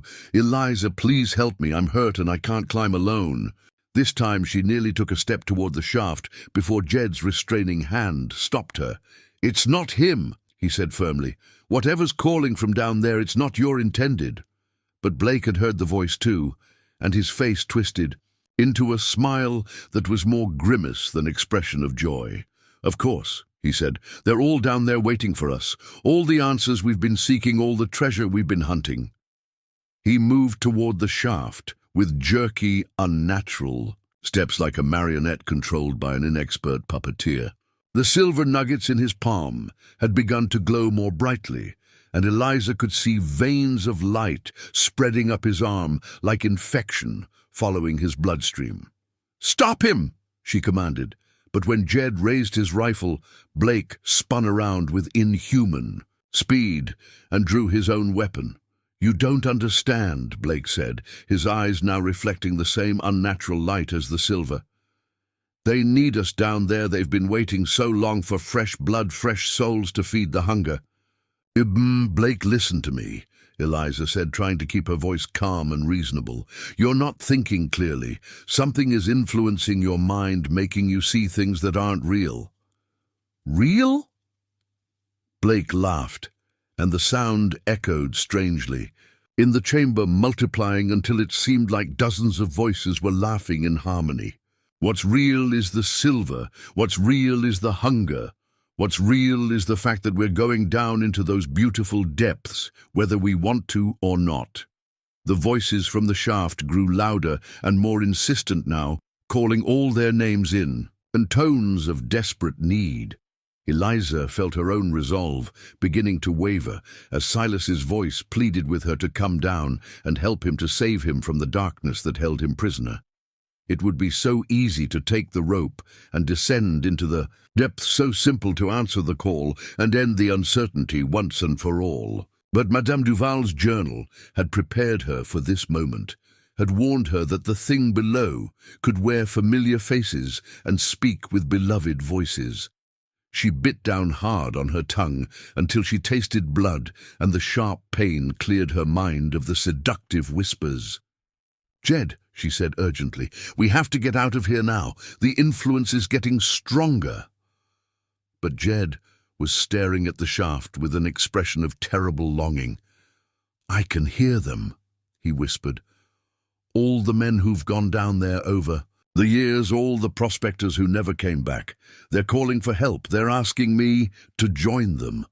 Blake had reached the edge of the shaft and was kneeling beside the rope, his movements still eerily puppet-like. The silver in his palm pulsed brighter with each heartbeat, and the veins of light had spread past his elbow, now working their way toward his heart. "Come down," he called to them, though his voice sounded hollow and distant. "Come down and see the wonders that wait in the deep places. Come down and feed the hunger that has waited so long for sustenance." Eliza knew they had seconds before both men succumbed completely to whatever influence emanated from the depths below. She grabbed one of the mining picks from the scattered equipment and brought it down hard on Blake's wrist. He screamed and dropped the silver nuggets, which skittered across the stone floor, leaving trails of phosphorescent light in their wake. The spell broke like a fever dream interrupted by cold water. Blake collapsed backward, clutching his injured wrist, while Jed shook his head as if waking from a deep sleep. The voices from the shaft rose to a shriek of frustrated hunger before cutting off abruptly, leaving them in blessed silence. What happened? Blake gasped, his eyes now clear but filled with terror. "I remember picking up the silver, and then nothing until the pain brought me back." "The hunger tried to claim you," Jed replied, helping the bounty hunter to his feet, "and it would have succeeded if Miss Whitmore hadn't acted quickly." Blake looked down at the scattered silver nuggets with revulsion. "Those things, they're not natural, are they?" "Nothing about this place is natural," Eliza said, as she gathered their lanterns and began backing toward the tunnel entrance. "And if we stay here much longer, we'll end up like everyone else who's tried to plunder these depths." They retreated from the chamber in haste, leaving the silver and the rope and the spiral shaft to the darkness that claimed them. But as they climbed toward the surface, Eliza couldn't shake the feeling that their escape had been too easy, that whatever waited below had allowed them to leave for reasons of its own. The hunger was patient, she realized, and it had learned that sometimes the best way to catch prey was to let it think it had escaped. Behind them in the depths, the voices began to call again. But this time they sounded different. This time they sounded satisfied. They emerged from the mine into the late afternoon sunlight, gasping like drowning men who had finally reached the surface. Blake collapsed against a pine tree, clutching his injured wrist, while his face remained pale, with the memory of whatever had possessed him in the depths below. Eliza found herself shaking uncontrollably as the full weight of their narrow escape settled over her like a shroud. "We can't go back to town," Jed said urgently, scanning the hills around them as if he expected pursuit. Not right away.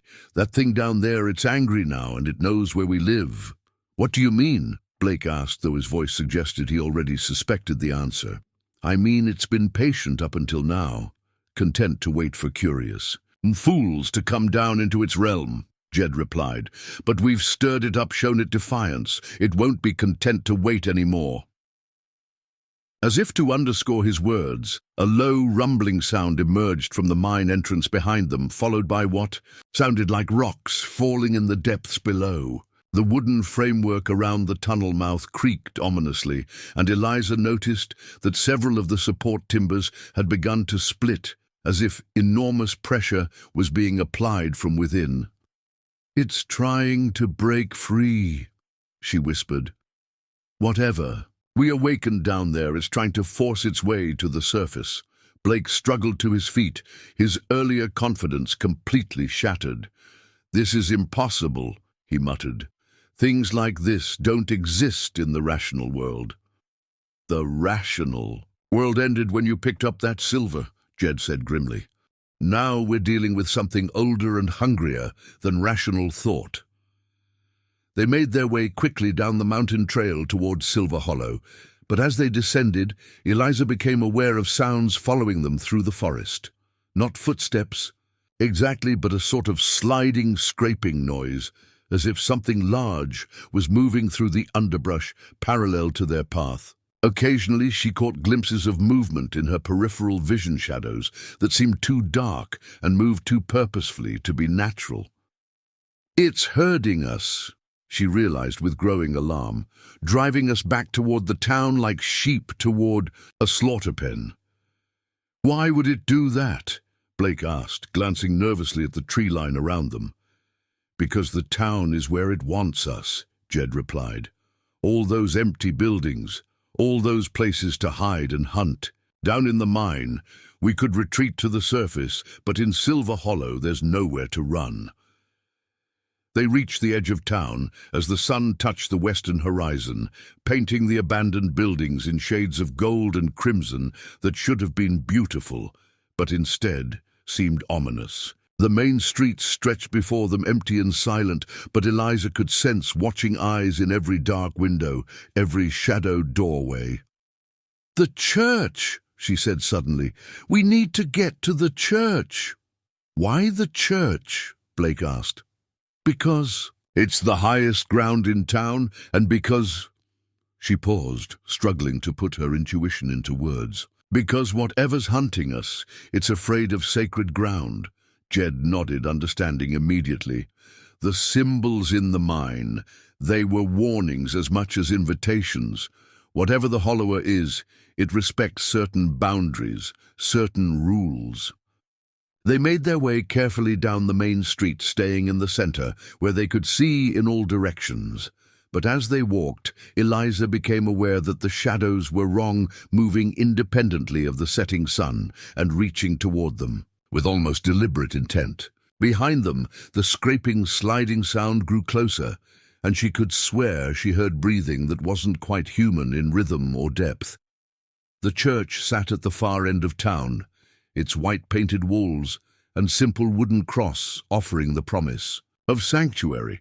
But as they approached, Eliza saw that someone or something had been busy during their absence. The front door hung open, revealing an interior that had been transformed into something that made her stomach lurch with revulsion.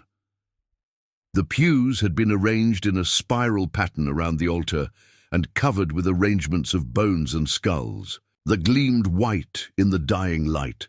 Candles burned with flames that flickered in colors no earthly fire should produce, and the air inside the church was thick with the smell of sulfur and decay. "This wasn't here yesterday," Jed said unnecessarily. "No," agreed a familiar voice from the shadowed interior. "I've been busy preparing for your return." A figure stepped into the doorway, and Eliza's heart nearly stopped. It was Silas Granger or something, wearing his face, walking upright and speaking with his voice, but wrong in ways that made her skin crawl. His clothes hung in tatters, and his skin had a grey pallor that spoke of time spent in sunless places. But it was his eyes that revealed the truth, hollow and empty, as if someone had scooped out everything human and left only hunger behind. "Hello, Eliza," the thing said with Silas's mouth. "I've been waiting for you to come home." Blake's hand moved toward his gun, but stopped when the Silas thing smiled, revealing teeth that were too sharp and too numerous for any human mouth. "I wouldn't do that, Mr. Blake. You've already felt the hunger's touch, and it remembers the taste of your soul." "You're not Silas," Eliza said, her voice steadier than she felt. "You're something else wearing his face." "I am what Silas became when he fed the hunger below," the thing replied. "I am what you'll all become when you stop fighting and accept your destiny."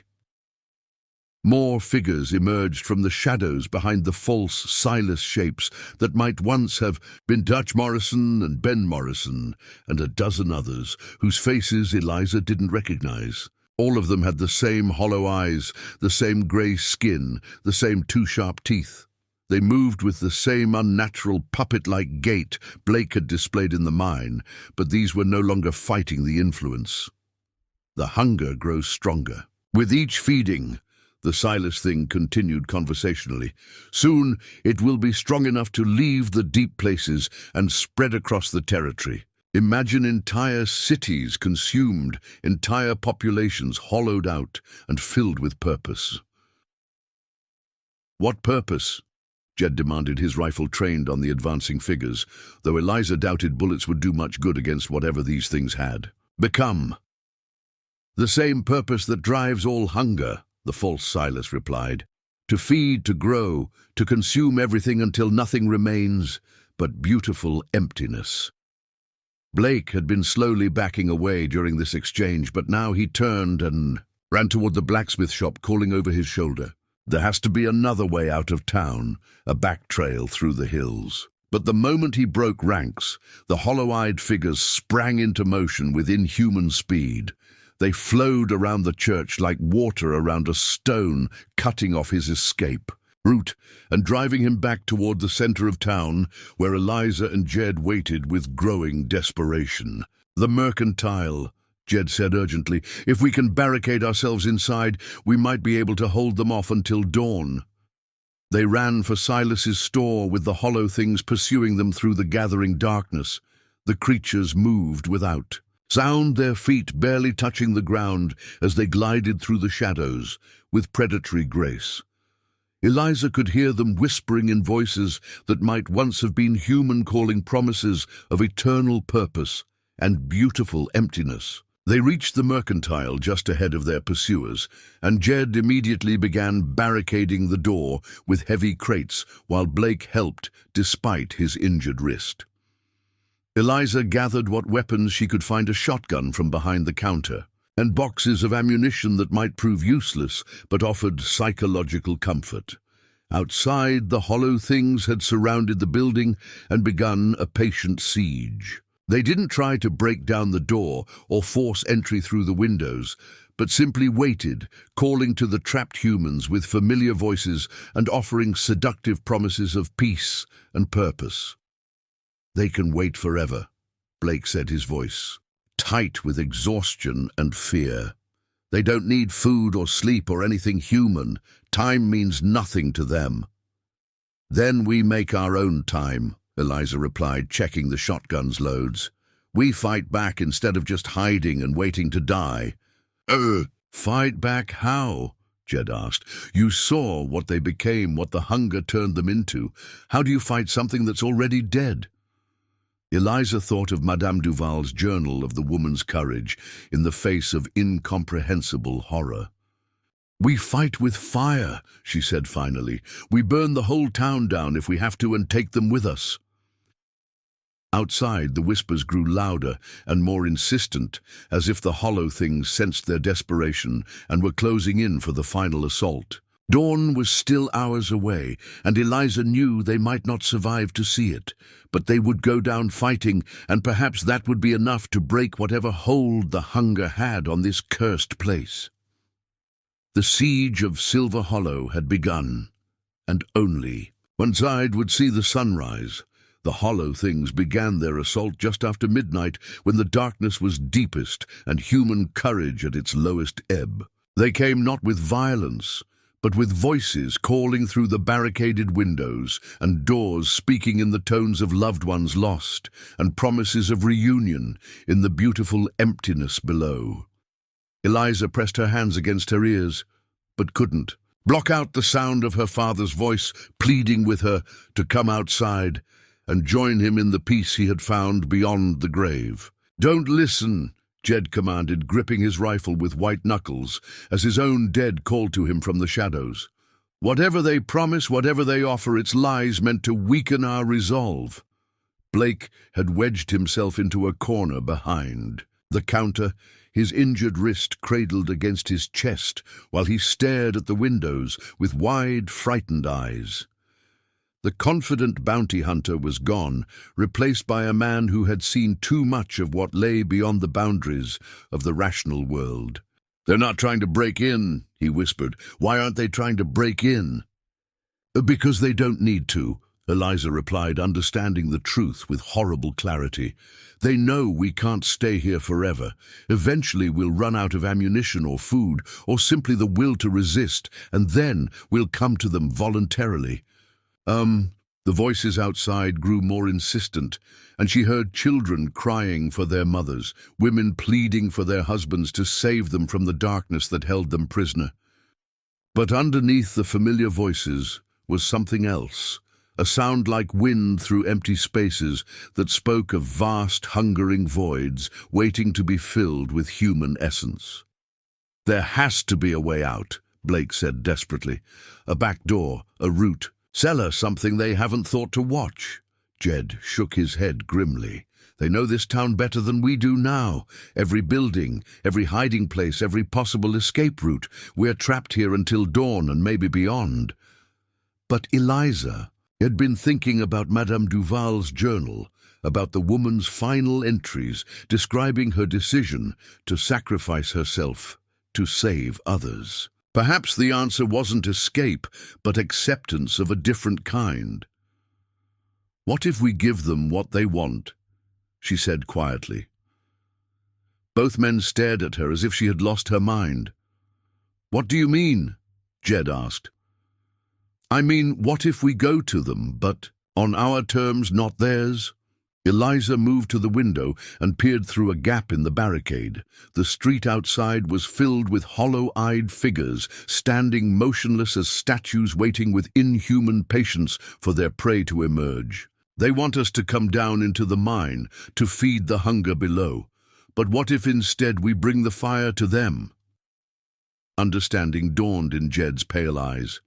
"You want to burn the town."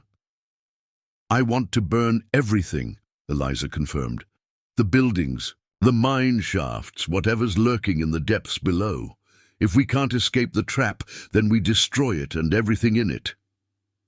Blake struggled to his feet, his face reflecting a mixture of hope and terror. "That's suicide. We'll die in the flames, along with those things." "Maybe," Eliza agreed, "but maybe we'll also prevent this hunger from spreading beyond Silver Hollow. Maybe our deaths will buy safety for other towns, other people who might otherwise fall victim to whatever we've awakened here." The voices outside had fallen silent, as if the hollow things sensed the change in their prey's mood. Through the window, Eliza could see the false Silas standing in the middle of the street, his empty eyes fixed on the mercantile, with an expression that might have been curiosity or hunger or something between the two. "How do we do it?" Jed asked, and Eliza knew he had accepted the necessity of their sacrifice. "Lamp oil," she replied, moving toward the store's inventory. "Kerosene, gunpowder, anything that will burn hot and fast. We soak the buildings and light them simultaneously, then retreat to the mine entrance and seal it with explosives." "The mine entrance is where they came from," Blake protested. "How do we know the fire will reach whatever's down there?" "Because we're going to help it along," Eliza said grimly. "We're going to pour oil down that shaft and drop burning brands after it. If there's anything left alive in those depths, it won't survive what we're planning."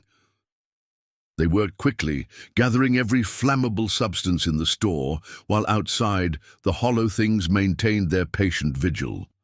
Lamp oil, turpentine, gunpowder, even bolts of fabric that would serve as wicks to carry the flames from building to building. It was enough to turn Silver Hollow into an inferno that would be visible for miles across the Wyoming Territory. As dawn approached, they prepared for their final sortie. Jed had constructed crude firebombs from bottles filled with kerosene and gunpowder, while Blake, despite his injured wrist, had helped arrange the incendiary materials for maximum effect. Eliza found herself thinking of Boston, of the safe, comfortable life she had left behind, and wondering if anyone would ever know what had really happened in this cursed place. "Ready?" Jed asked, as the first hint of grey light appeared in the eastern sky. "Ready," Eliza confirmed, though her voice shook with more than fear. They kicked open the barricaded door and emerged into the street with guns blazing and fire bottles flying in all directions. The hollow things reacted with inhuman shrieks as the flames caught hold of the dry wooden buildings, spreading with supernatural speed from structure to structure. The false Silas turned toward Eliza with an expression of rage and betrayal, but she put a shotgun blast through his chest and watched him collapse into burning splinters that scattered like confetti on the morning wind. The fire spread faster than any natural blaze should have, consuming the abandoned buildings with ravenous hunger that matched the thing they were trying to destroy. Smoke billowed into the sky, painting the dawn in shades of orange and black, while the hollow things fled before the advancing flames with screams that sounded almost human. They fought their way through the burning streets toward the mine entrance, with Jed and Blake providing covering fire while Eliza carried the remaining incendiary materials. Behind them, Silver Hollow was transforming into a column of flame and smoke that would mark the spot where a town had died, fighting against something older and hungrier than human memory. The mine entrance loomed ahead of them, but as they approached, Eliza could see that the wooden framework had partially collapsed during the night, as if enormous pressure from below had finally taken its toll. The tunnel mouth gaped like a wound. In the hillside, with smoke already beginning to drift up from the depths as the fire found its way into the abandoned workings. "Pour the oil down the shaft," Jed commanded as they reached the entrance. "Every drop we have left." They emptied their remaining containers into the spiral shaft, listening to the liquid splash against stone far below. Then Eliza lit a bundle of oil-soaked rags and dropped it after the kerosene, watching the flames disappear into the darkness like a falling star. The explosion that followed knocked all three of them to the ground and sent rocks flying in every direction. Deep underground, something roared with a voice like breaking mountains, and the earth itself seemed to shudder with pain, or rage, or both. Smoke poured from the mine entrance, thick and black, and tinged with colors that hurt to look at directly. "It's done," Blake said wonderingly as they picked themselves up from the rocky ground. "Whatever was down there, it's burning now." But Jed was staring at the smoke with troubled eyes. "Maybe," he said quietly. "Or maybe we've just made it angry, enough to show us what it's really capable of." As if summoned by his words, the ground beneath their feet began to crack and split. Fissures opened in the hillside, releasing more of the strangely colored smoke, while sounds like screaming metal echoed from the depths below. The very mountain seemed to be tearing itself apart in the throes of some unimaginable agony. "Run!" Eliza shouted as the mine entrance collapsed completely, sealing whatever burned below behind tons of fallen rock. "Run before the whole hillside comes down." They fled down the mountain trail as Silver Hollow burned behind them and the earth convulsed beneath their feet. But as they reached safety, Eliza turned back for one final look at the town that had almost claimed their lives and souls. The fire was already beginning to die down, leaving behind only charred foundations and drifting ash where buildings had stood for decades. The mine entrance was completely sealed, and no more smoke rose from its depths. Whether they had destroyed the hunger or merely imprisoned it, she couldn't say, but they had broken its hold on this place, and perhaps that was enough. "Where do we go now?" Blake asked, as they watched the last flames flicker and die. "Cheyenne," Jed replied, "to tell the territorial authorities what happened here and make sure no one else comes digging in these hills." "Will they believe us?" Eliza looked at the smoking ruins of Silver Hollow and shook her head. "They'll believe there was a fire, and that everyone died. The rest they'll dismiss as frontier superstition." "Maybe that's for the best," Blake said quietly. "Some stories are too dangerous to tell." As they began the long walk toward civilization, Eliza felt a strange sense of peace settling over her.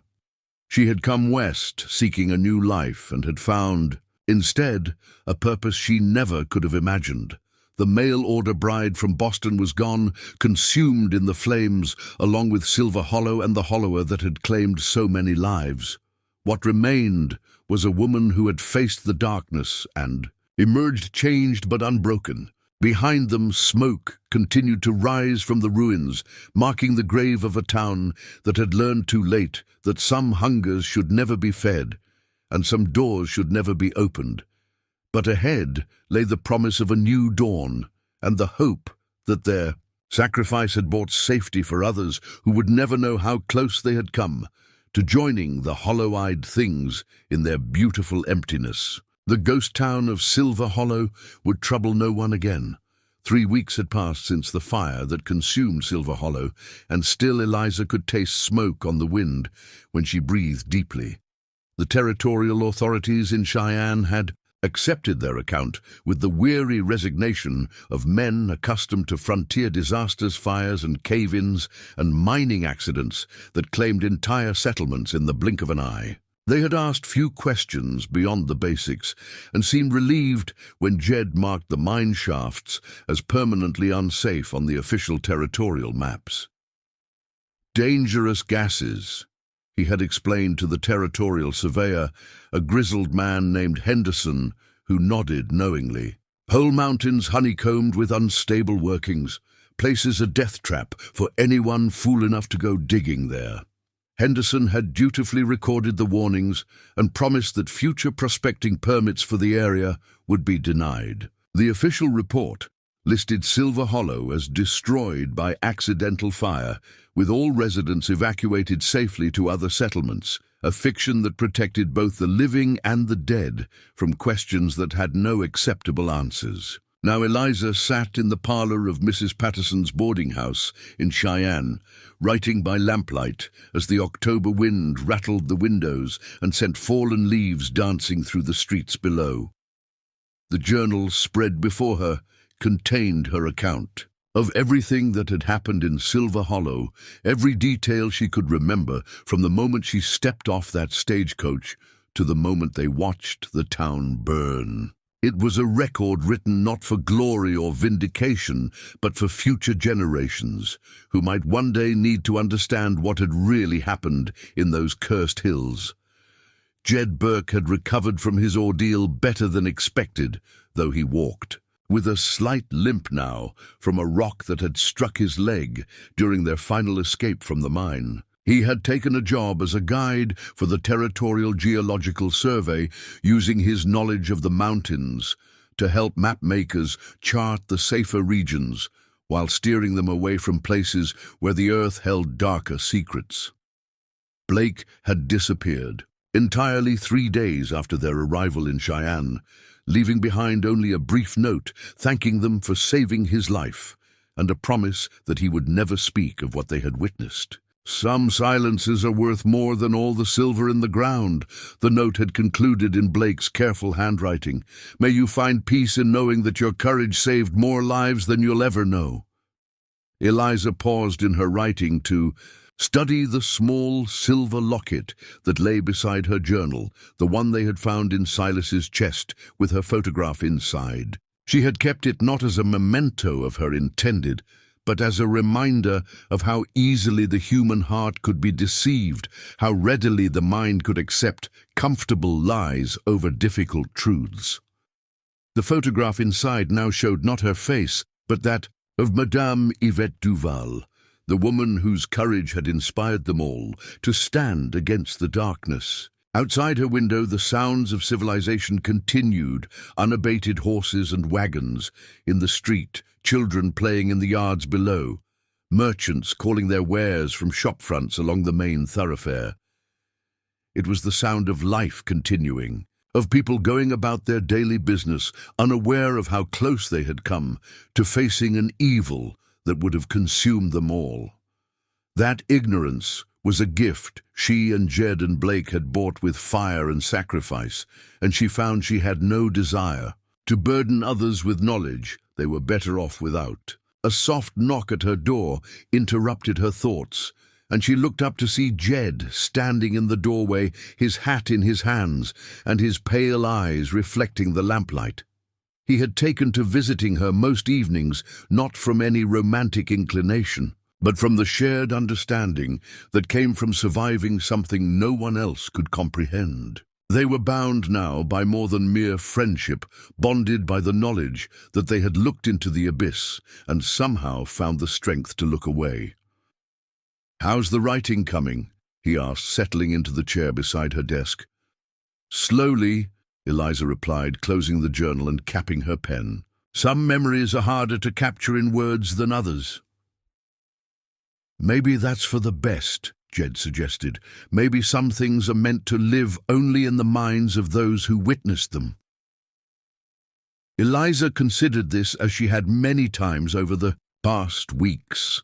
The rational part of her mind, the part trained by her physician father to document and analyze, insisted that their story needed to be preserved, that future generations deserved to know the truth about what had happened in Silver Hollow. But another part of her, the part that had felt the hungry whispers calling from the depths below, wondered if some knowledge was too dangerous to pass on.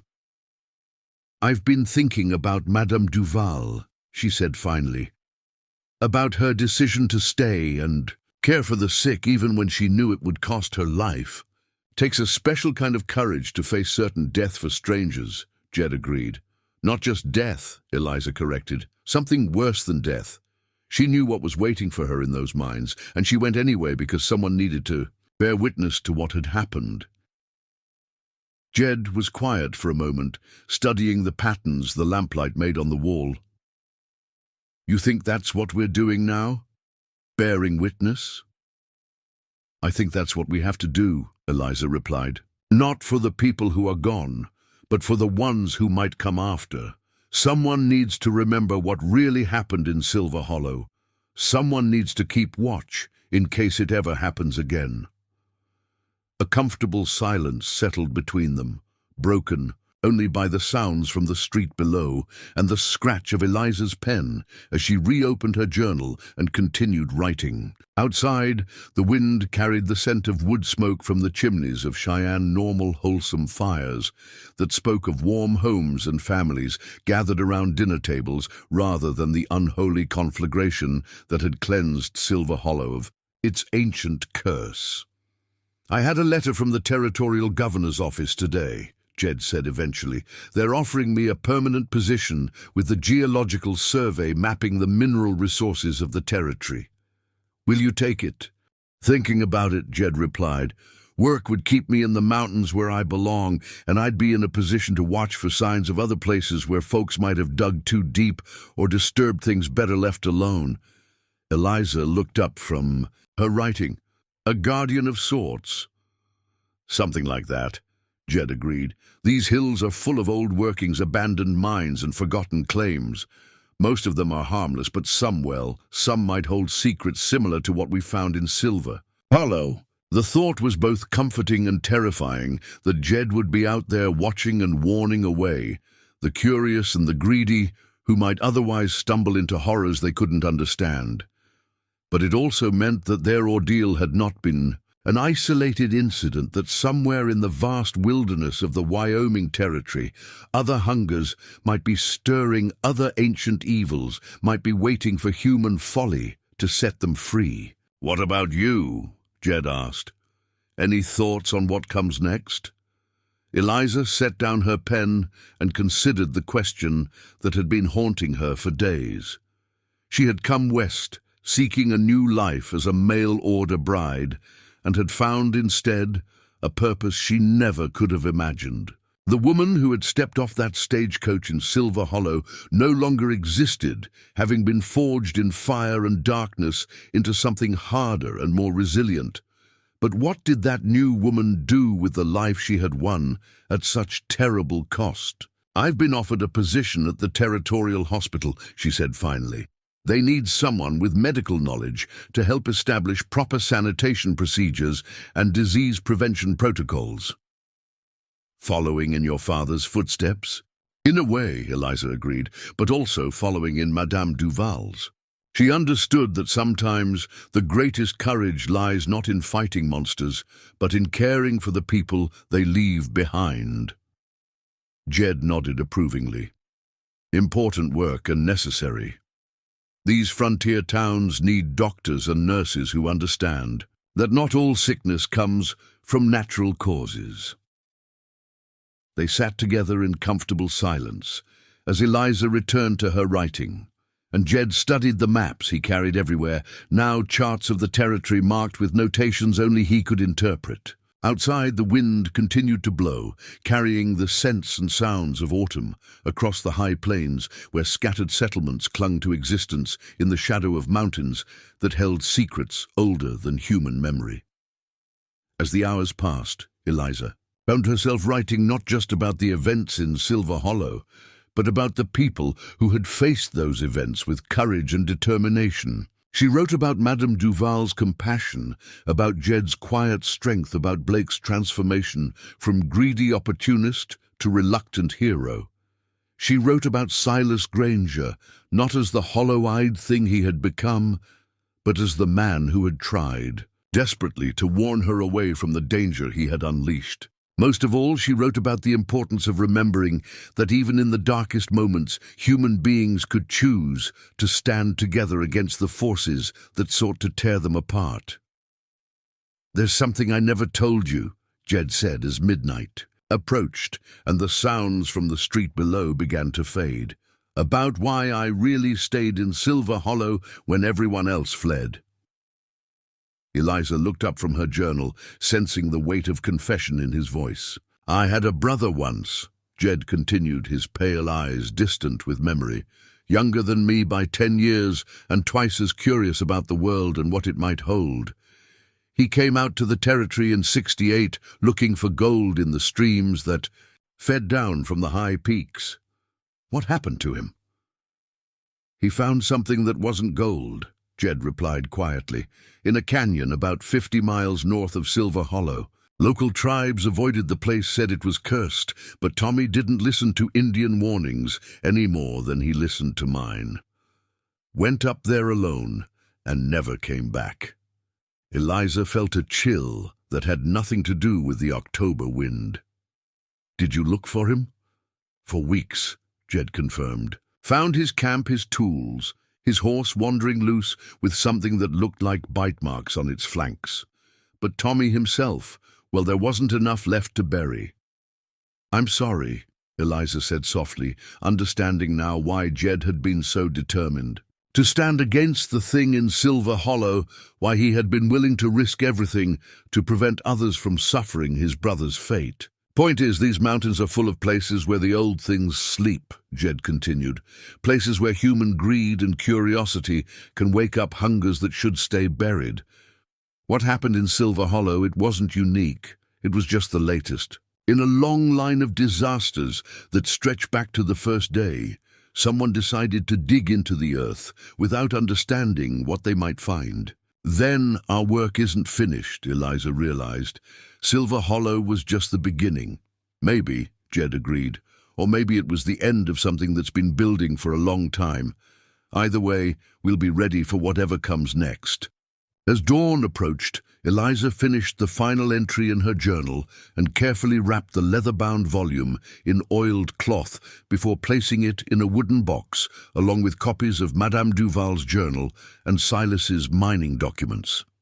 Someday, when she was old and grey, she would decide what to do with these records, whether to donate them to a university library or bury them somewhere safe where they could wait for the day when humanity might be wise enough to understand their warnings. But for now, it was enough to know that the truth had been preserved, that somewhere in the vast territory of Wyoming, 3 people remembered what had really happened in Silver Hollow and stood ready to face whatever other ancient hungers might stir in the deep places of the earth. Outside her window, the sun rose over Cheyenne, painting the wooden buildings and dusty streets in shades of gold and promise. It was a new day, in a land where new beginnings were always possible, where people could reinvent themselves as often as necessary to meet the challenges of frontier life. Eliza Whitmore had come west as a mail-order bride, seeking security and companionship, and had found instead purpose and strength she never knew she possessed. The ghost town of Silver Hollow lay 50 miles to the north, a blackened scar on the mountainside that would slowly heal over with grass and wildflowers until nothing remained but the bones of buildings and the sealed mouth of a mine that would never again disturb the things that slept below. But its legacy lived on in the people who had survived its burning, in their determination to watch and warn and remember. Some stories ended with marriage and happy homes, with children playing in sunny gardens and couples growing old together in comfortable prosperity. But this story ended with something more valuable and more enduring, with the knowledge that when darkness threatened, the light would always find defenders willing to stand against it, regardless of the cost. The mail-order bride had found her purpose at last, and it had nothing to do with the marriage she had come seeking, and everything to do with the courage she had discovered in herself when faced with the choice between safety and sacrifice. The end that was legacy enough for any life, especially one that had been forged in the fires of Silver Hollow and tempered by the understanding that some battles were worth fighting, even when victory seemed impossible. As Eliza packed her journal away and prepared for another day of healing and helping in the territorial hospital, she carried with her the memory of Madame Duval's compassion and Jed's quiet strength, and even Blake's transformation from hunter to protector. They had all been changed by their encounter with the ancient hunger, but they had emerged stronger and more purposeful, ready to face whatever challenges the territory might offer. The hollow had been filled not with darkness, but with light, and that light would continue to shine long after the last embers of Silver Hollow had cooled to ash. Up next, you've got 2 more standout stories right on your screen. If this one hit the mark, you won't want to pass these up. Just click and check them out. And don't forget to subscribe and turn on the notification bell so you don't miss any upload from us.